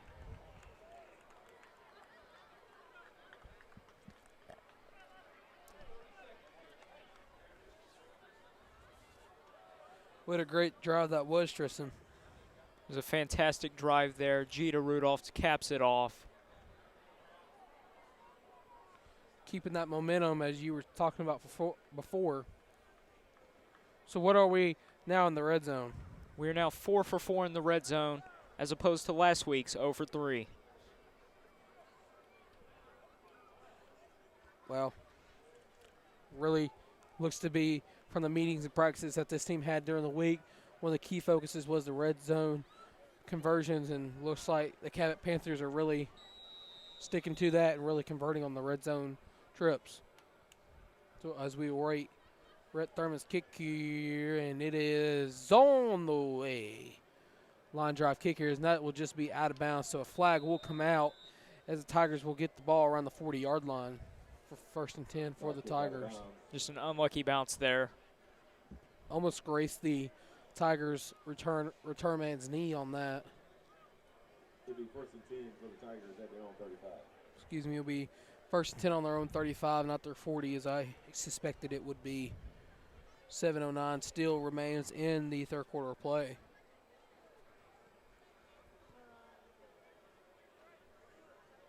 Well, Bates, when are we going to see that Jane Riles interception? Are we going to see it here, or are we going to see it later on this drive? It could happen at any time, Tristan. He's a sensational player. With a great vertical. Gunn throws the ball. So you're wrapped up by a sea of red and white and red.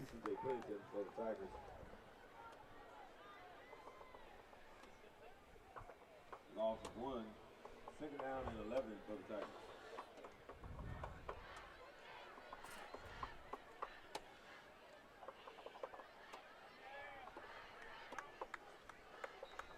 Gunn on the quarterback keeper. Gain of 1 to the 35-yard line. 3rd and 10 for the Tigers. And after the QB keeper, it will be 3rd and 10 for the Tigers here. Well, 6:26 left to go in the third quarter. Panthers still have a whole heaping ton of momentum here. Gunn, single man in the backfield, drops back, looks. He throws it over the middle. That's going to be almost intercepted by Carson Attaway. What a great play on the ball he made there, Tristan. Great way to read the quarterback's eyes there by Attaway. Almost comes away with the interception. Great play. What a jump that was by him as well.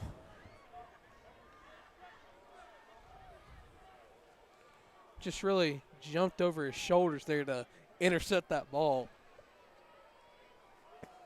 Great coverage.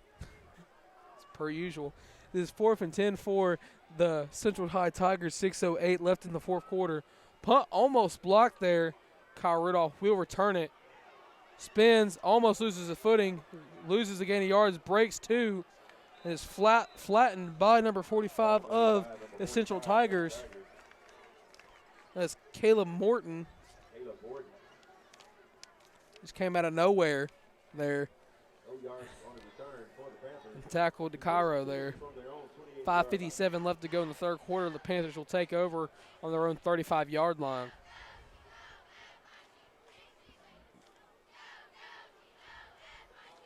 Will the Panthers find the end zone on this drive, Tristan? Well, they certainly have the momentum. I could see it happen again. Well, there's no doubt about the momentum for the Panthers. G sends a man in motion here. We'll fake the handoff. Hands it off to Dante Barker. Dante Barker up the middle. Woo! He'll be tackled by number 2 of the Little Rock Central Tigers. That is Bobby Broadway.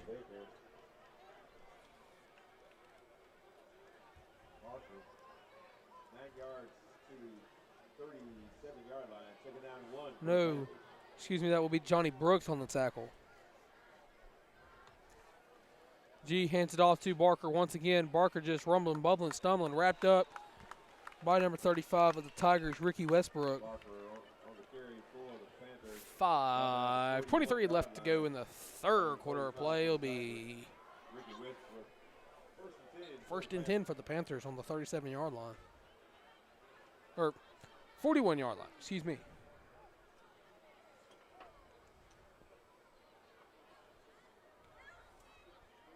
As G awaits the call here. Barker's still the back. Giving Grant Turner all the time he needs to rest. Kyle Rudolph is open. That's who he's going to go to, and that is just overthrown as a flag comes out.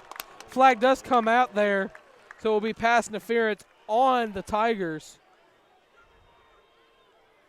Cairo's just waving his finger to say, you can't do that, buddy. And the Tigers defender is certainly upset with himself after that one.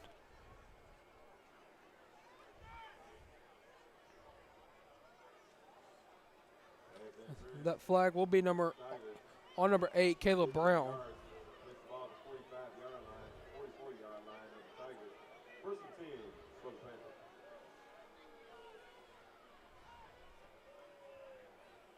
Third quarter, 5:08. Cabot still up 31-13. Ball is on Central's 44. You just can't make mistakes like that on the defensive side of the ball if you're trying to get momentum back to win your homecoming game, Tristan.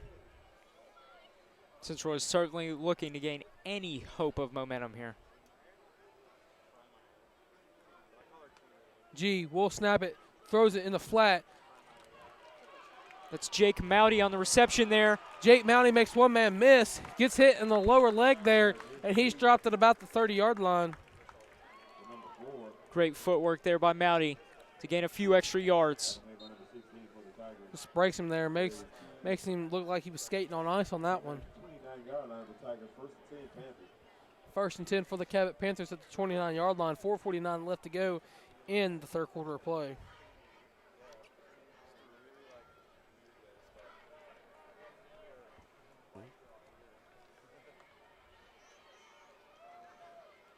Dante Barker will have the ball as he's just trying to get something going here.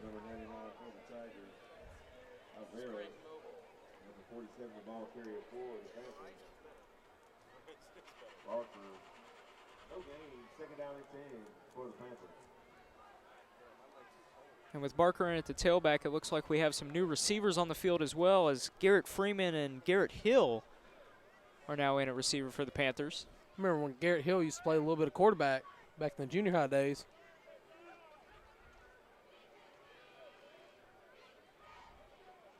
G calls for the snap, hands it off. No, he will keep it himself. He'll just gain it about 5 on the play. So it'll be 3rd and 5 for the Panthers. And about the 25-yard line, gain of 4. 3:42 left in the third quarter of play. 31-13 still your score. Looks like Graham Turner will come back in at tailback here. Guess he's got all the rest he needs. Take over on the 3rd and 6, get the first down, and possibly get in that end zone. Jake Mowdy back on the field as well.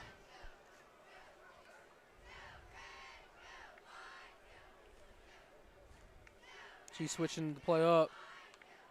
Drops back, looks, rushes, and he will be sacked in the backfield. He'll be sacked by number 12, Kylan Jones. And Braden Mitchell.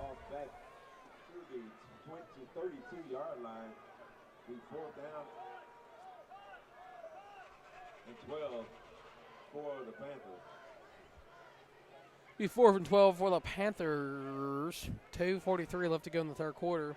On the 32-yard line, Rhett Thurman will come out for the punt.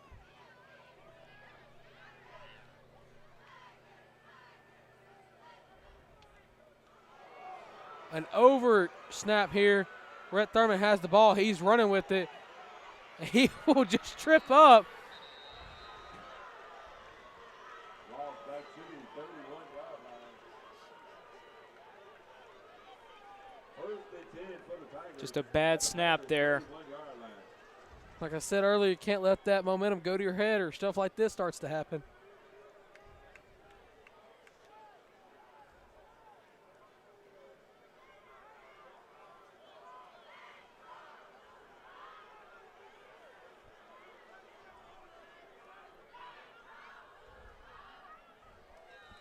Central will have the ball in Cabot territory.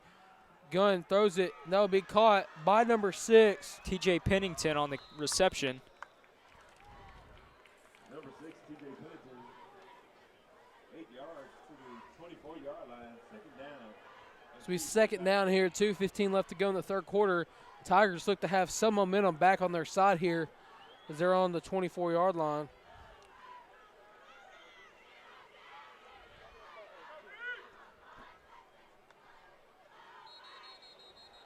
Referee will blow that play dead.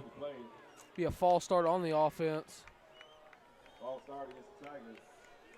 5-yard penalty. So they will move back. Ball back to the 29-yard line. Second down and 7.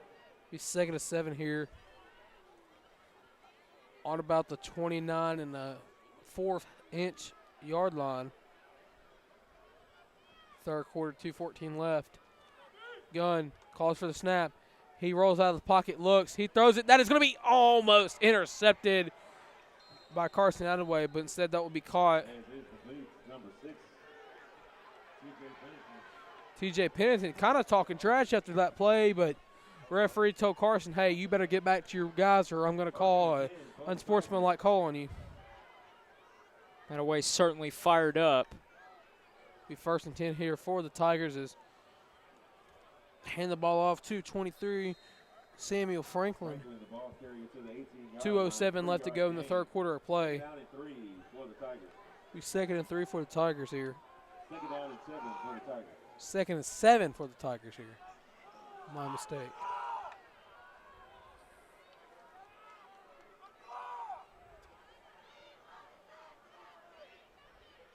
Clock is rolling here. Gunn calls for a snap, drops back, looks, throws it, and that's just going to be incomplete. No receiver in sight, so that should be intentional grounding, but there's no flag on the play. There was no one even near that pass. Minute 45 left to go in the third quarter play. 3rd and 7 for the Tigers.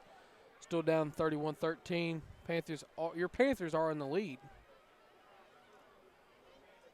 Tigers looking to take advantage of their first possession in the red zone all night.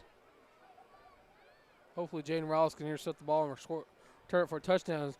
Gunn will roll, and he will be brought down to the backfield. He'll be sacked on the play. Be brought down by number 42 on the Panthers. Hewitt Helton. Great sack there. Way to bring the heat. Talking to Hewitt before the game, know him, and he said, you know, one thing I want to do tonight is my job, and I want to break through that line, and I want to sack the quarterback. Well, Hewitt, there's your sack for the night. I hope you enjoy it and bring many more this season. As the Tigers will go for it here. Throws it deep in the end zone. That will be caught. Touchdown, Tigers.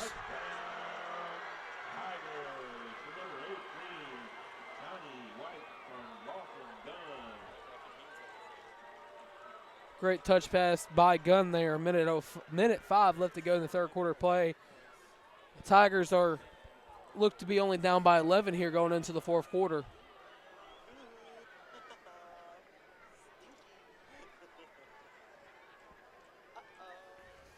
It was Amari Murdoch on the touchdown reception for the Tigers.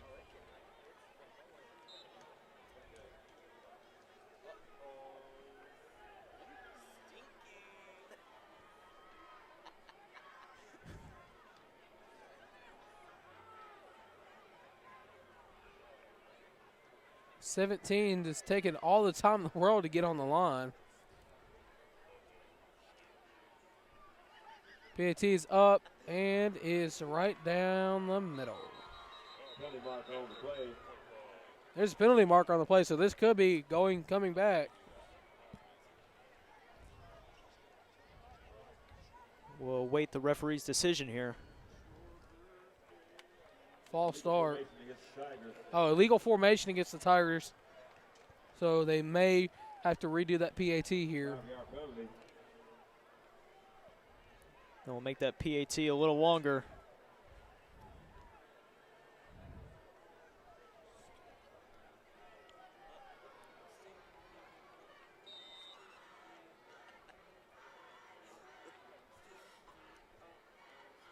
Kick is almost blocked, but it's still good. So it will be 31-20, minute 5 left to go in the third quarter of play. Third quarter, Panthers 31, Tigers 20.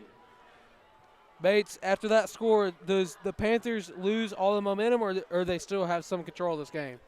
Well, I would say the Panthers still have some control of this game. We are still sitting on a comfortable 11-point lead, but we would certainly like to extend it.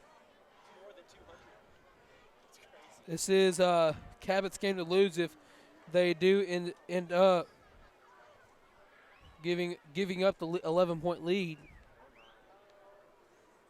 As Garrett Freeman and Braden Jay are back to return here.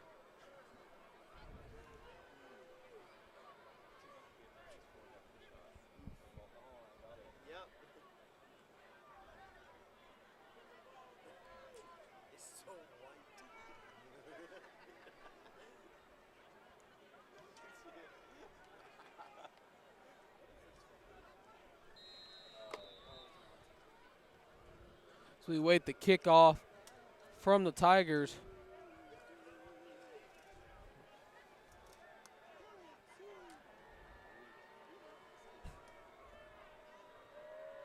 Kick up, and it is a long drive. Fair catch called.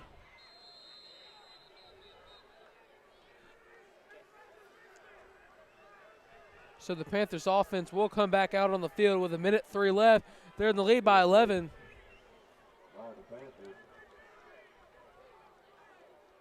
That was number 44, Justin Carnes, on the fair catch there.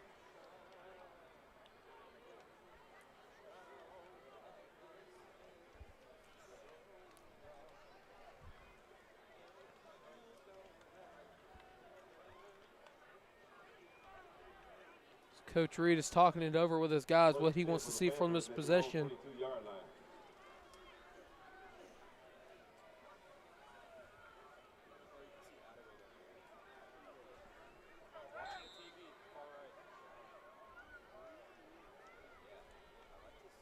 G will hand it off to Graham Turner. Graham Turner trying to get around the outside. What a hit that was from the Central Tigers. As time's winding down, we are under a minute here in the third quarter of play. It was number 7, Lamont Robinson, making the hit there. 40 seconds and counting here in the third quarter play. Panthers still in the lead by 11 here. Second and 9 on the 23-yard line of the Panthers.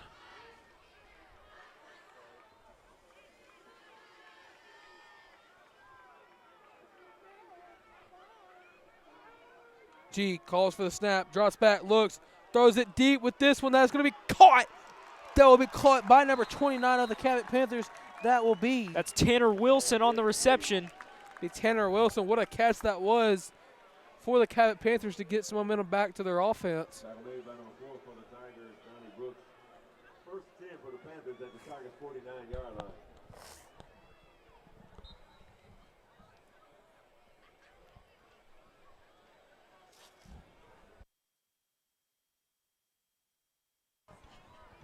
Seven seconds left, so they're just going to let the third quarter wind out. 3, 2, 1. That will be the end of the third quarter. Your score, the Cabot Panthers 31, the Central Tigers 20. Once the game resumes, it will be the start of the fourth quarter. Be 1st and 10 for the Cabot Panthers on the 49-yard line.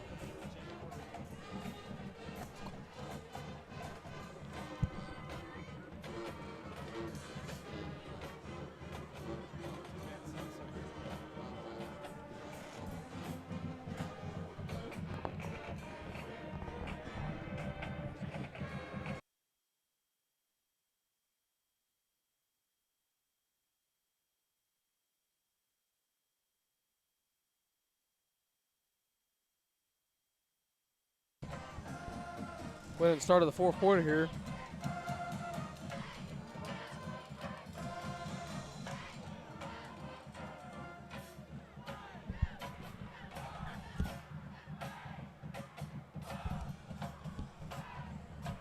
Cabot's offense is coming back out on the field here to start this final quarter of play. What a game we've seen for the Panthers, Tristan. It has been a fantastic game for the Panthers tonight. Hopefully we can carry some of this momentum into our home game against Bryant next week. We hand off to Graham Turner. Graham Turner with a burst of speed, and that'll be a touchdown saving tackle that was there by number 16 of the Central defense. Kadarius Keys saves the touchdown there. Is that burst of speed we were talking about of Graham Turner that Central couldn't let happen. Graham Turner bursted through that gaping hole. Great run there. Great. It was a great gaping hole from the offensive line.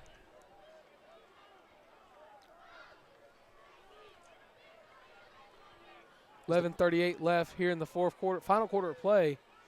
Panthers once again in the red zone. First and 10 on the 17. Be handed off here. Kyler Carmack has it. Kyler Carmack tries to break one, but he'll be brought down by number 7 of the Little Rock Central Tigers, Lamont Robinson. 11:15 left to go here in the fourth quarter. Second and 10 on the 17 of the Tigers. The Panthers have the ball here. Panthers looking to go 5 for 5 in the red zone here tonight. I think we're about to see another Tyler G magic. He's going to throw it to Kyle Rudolph in the back of the end zone on the left-hand side. It could happen. He's at the top of your screen. But Kyle Rudolph's just going to run a slant over the middle. Well, Dante Barker had the ball.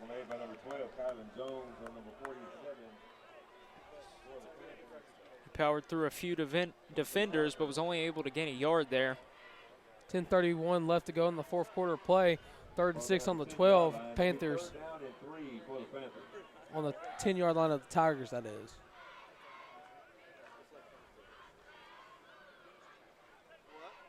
Graham Turner back in at tailback. I like this dual running back system they're running here in the red zone in the fourth quarter. Graham Turner and Dante Barker, really speed-power combination that you'd like to see. G drops back, looks, throws it over the middle to the Kyle Rudolph. That is caught for another Cabot Panther touchdown. And once again, for the third time tonight, that dynamic duo, Tyler G to Kyle Rudolph, touchdown Panthers. Went from doing the morning announcement to catching touchdown passes from Tyler G here tonight, Tristan. He is certainly a dynamic player.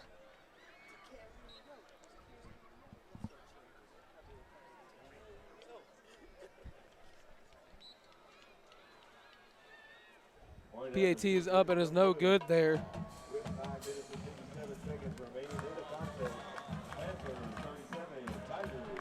When we get in the red zone like that, in Cairo we trust.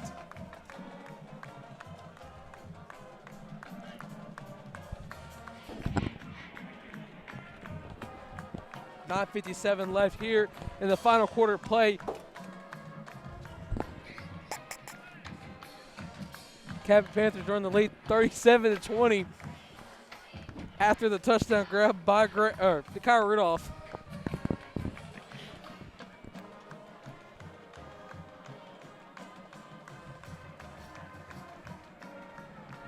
As now Jared Whitman will assume kickoff duty. I do believe Rhett Thurman may be done for the night to risk injury.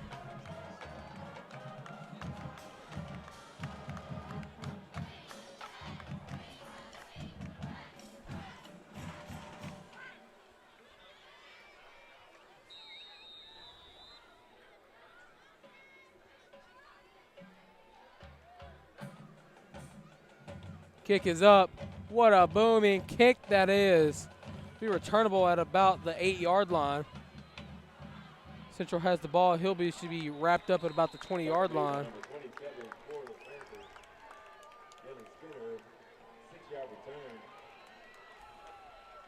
Be tackled by number 27 for the Panthers. Dylan Skinner on the tackle. 9:48 left here in the final quarter of play. 37-20 is your score. 1st and 10 on the 21 for the Central Tigers. They are on their own 21. Gun single back formation here. Will hand the ball off. No, he will keep it himself once again. See your defensive lineman on the tackle there. Gun on the quarterback keeper to the 24-yard line. Pick up a 3. 6 down and 7 for the Tigers. It's a gain of 3 there by Gunn, making it 2nd and 7 on their own 24-yard line.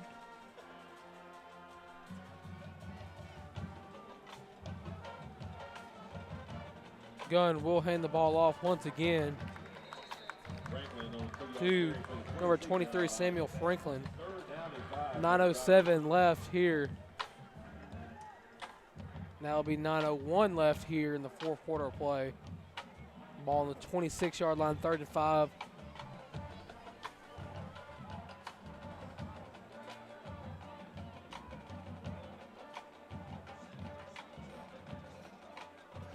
Gunn will drop back, throw it over the middle. That is tipped. That is almost intercepted.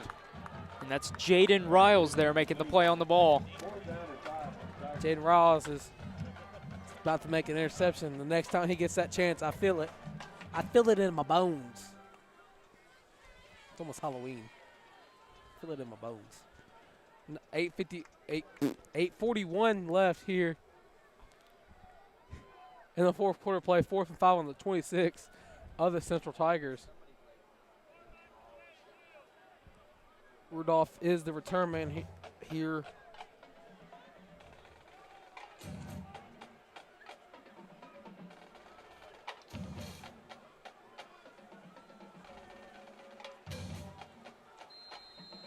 Flag will come out. That will be a delay of game. Timeout Tigers. Their first timeout of the second half. They have 2 timeouts remaining in the contest. Looks like the Tigers actually take a timeout here to avoid the penalty. Flag was out before the timeout was called, so could be enforced on the punt here.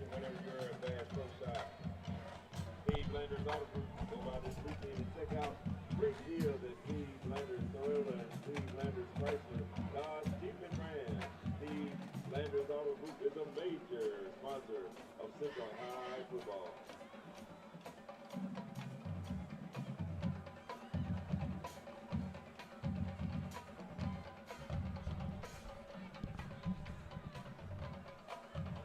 .841 left to go here in the final quarter of play.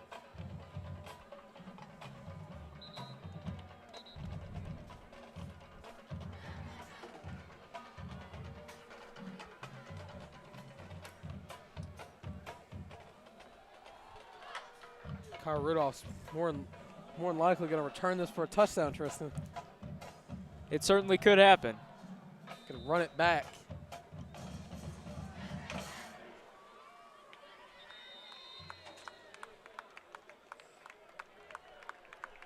The offense will come out on the field here. After the failed fake punt attempt. Panthers will take over with great field position here on the 26-yard line of the Tigers. 8:37 left to go in the final quarter of play. Panthers looking to get in the red zone for the 6th time tonight. Good trips to the red zone that we had, Tristan. We've had 5 so far. This would make it 6 if we gain 7 more yards. So we're 5 for 5 right now. We are 5 for 5 in the red zone, Tristan. We're about to be 6 for 6. Just no comment on that. It could happen.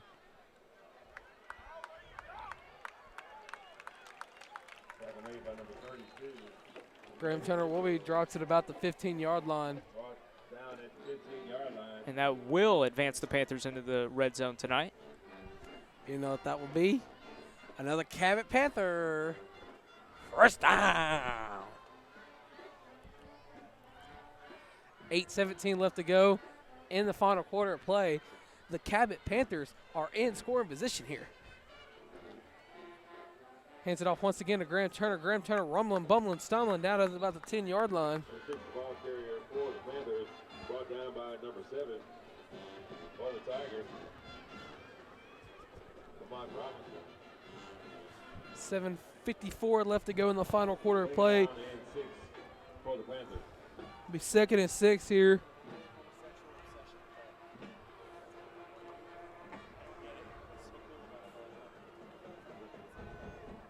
I formation here is Cabot. And keep it. Graham Turner rumbling, bumbling, stumbling. Will be in the end zone for another Cabot Panther. Touchdown! And that means the Panthers are 6 for 6 tonight in the red zone. An absolute complete turnaround from last week. 7:29 left here in the final quarter of play. 43-20 is your score.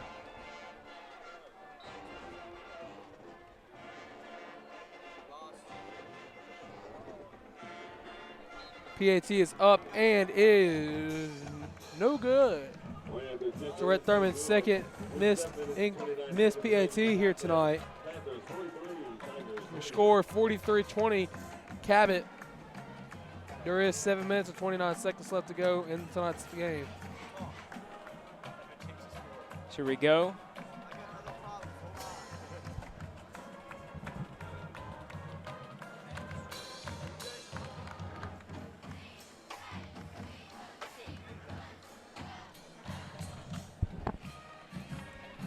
Can't hear us.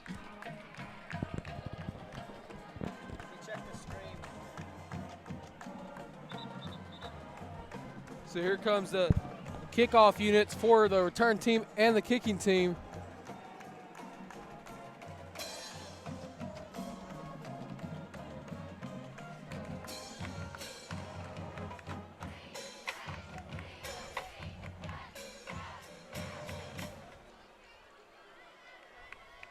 All right, guys, just keep going.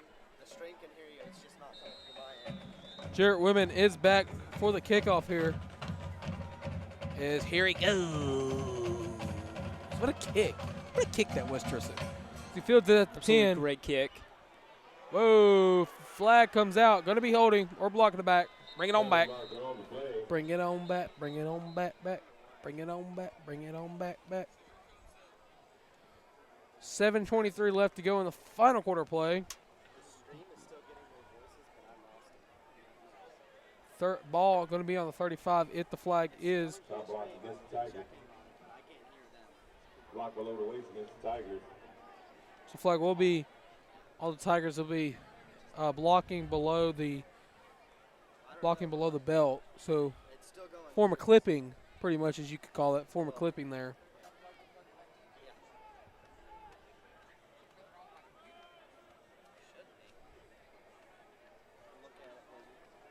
First and 10 for the Tigers from their own 12-yard line. So it'll be first and 10 for the Tigers from their own 12-yard line. 7:23 left here in the final quarter of play, Bates. What a great game for the Panthers. What a great game the Panthers have had tonight. It's been an absolutely fantastic game for the Panthers. The Tigers, if they want to have any chance in this game, they need to score quickly on this possession. Gunn throws it to 23. He has it. He'll be shoestring tackle. He'll be caught by 23 Samuel Franklin. Be tackled by 39 Mason Wade. Second down and 5 for the Tigers. 7 minutes left in tonight's football game. The Panthers are in the lead 43-20. They're up by 23 points. That's 23 points, Tristan. Gunn scrambles out of the pocket here. He'll just be wrapped up by a couple of Cabot defenders, but man really responsible will be 39 Mason Wade once again on the tackle. It'll be 3rd and 2 here, 6:34 left in tonight's football game.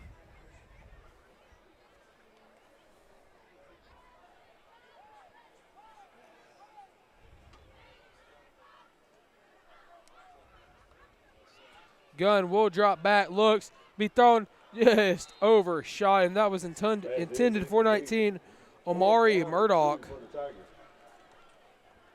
So it'll be 4th and 2 here on their own 20. Bates, do you like them going for it here? Because if they fail, Cabot's just right back where they left off. Well, at this point, when you're down 23 points, you need everything you can get. We kept by him, and that will not be enough. He's going to be very close. He may have it.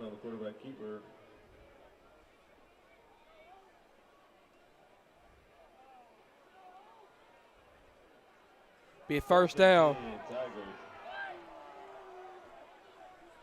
Be a first down for the Tigers, and the Panther fans here in Little Rock are certainly not happy about it, Tristan. They're certainly not.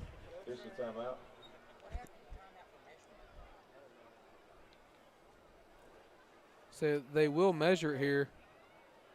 So they will take a timeout. Going to bring Bates, out the chain gang. The chain gang is out. Do you think he got it? Well, he's going to be very close. It depends on the referee's spot. From our angle, it certainly looked like he was a little short. That's Cabot Panther football. Nope, that will be first down for the Tigers. You think maybe the referee might have hit it an inch or two when he's trying to place it? Well, it could have happened, Tristan. It could have happened. 6:12 left to go in the final quarter of the game. Tigers trying to get every bit of momentum they can get, any bit of anything. Time's winding down here, just a little over 6 minutes. Gunn drops back, looks. He will heave it deep with this one. That is incomplete. That was Jaden Riles in coverage. What a great defensive coverage that was by Jaden Riles.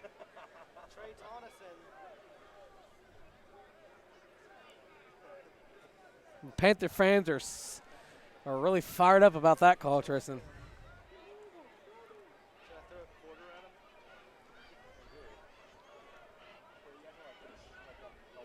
Say it was pass interference, but from up here in our angle, it looked like Jaden Riles was just making a great play on the ball. He's made many great plays on the ball tonight. That certainly looked like one of them. So it'll be 1st and 10 for the Tigers. 5:58 left. Gunn throws it. This short little route. Ooh! Number 2, Tyler Parks with a slobber knocker of a hit there, Tristan. Speared! He just got speared by Tyler Parks. My apologies for the loud ooh on that play. Sorry for all your headphone users and all your speakers on phones or TVs there. My apologies. I'm sorry. Certainly was an exciting play. Exciting. That's one word to put it. 5:22 left to go in tonight's game. Gunn will just keep it himself. He's just swallowed up in about the line of scrimmage. Will be number 30. Justin Underwood on the tackle. Be 3rd and 6. 5 minutes left to go in tonight's game.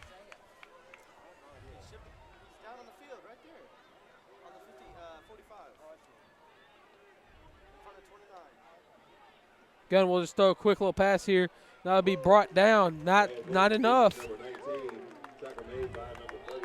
Mason Wade making the tackle there. Omari Murdoch on the catch.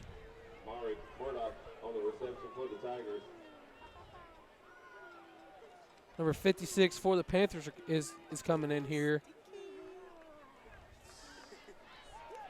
4th down and 5 for the Tigers. Mason Wright coming in tonight's ball game. I know him as well, and he's a physical guy, and he likes to do anything he can to cause punishment on the quarterback and the offensive line. 4:34 left to go here in tonight's ball game. 4th and 5 for the Tigers. If they don't get this, it's pretty much ball game.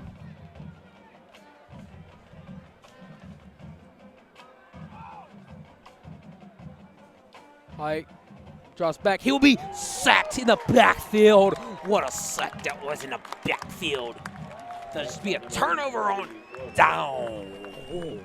Great pressure there from Chase Gibson, getting another sack. After that turnover on downs, you know what that will be, Tristan? What will that be? Another Cabot Panther. First down. 83. Who's 83?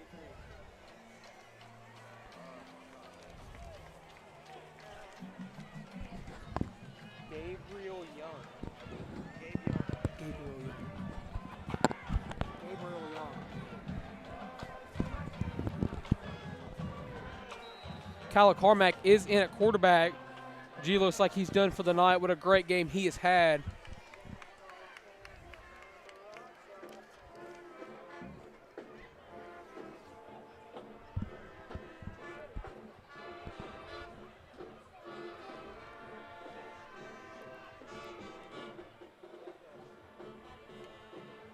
Kyler will hand the ball off.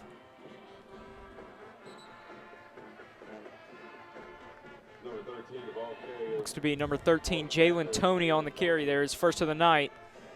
You know who Jalen Toney's related to? Who's that?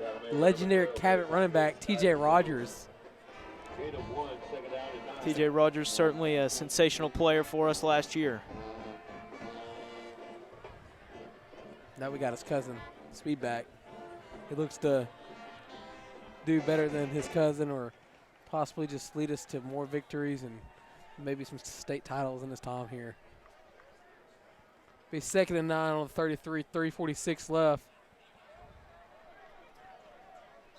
13, the ball carrier for the Panthers. Jalen Toney tackled by Jalen Toney once again with the carry. 32. Excuse that last comment on Jalen Toney. He is a senior. Third down. Thought he was a junior, Ball's at the 32 maybe a sophomore. of the Tigers. 3:25 left to go. tonight. Nevertheless, Jalen Toney still a great player. You have to interrupt me. 3:18 left to go in the fourth quarter. 43-20. 3rd and 7 on the 32-yard line for the Panthers. It's about to be a touchdown right here. It's going to throw it to somebody. Nope, he'll hand it off. Jalen Toney. He almost broke free and scored. If he would have scored there, I'd have just Tackled done. by number 45 for the Tigers. 2:53 left in tonight's football game. It'll be 4th down for the Panthers. Be 4th and 2 here.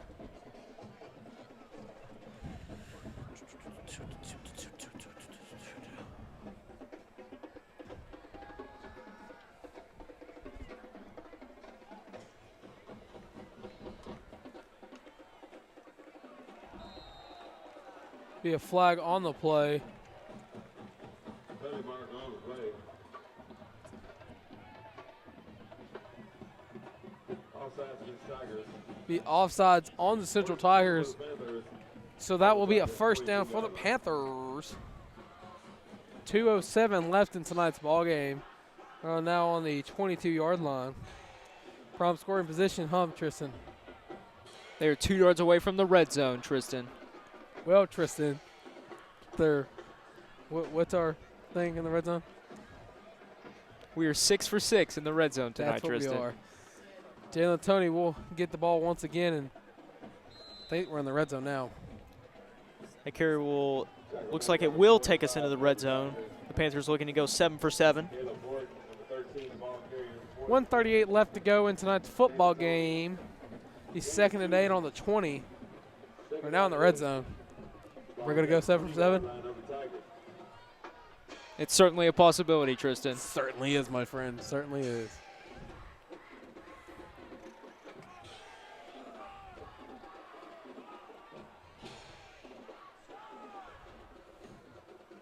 Minute 12 left to go in tonight's football game. We hand it off. Tristan, I want to ask you, who's your defensive MVP for tonight's football game? Well, Tristan, my defensive MVP is got to be Jaden Riles.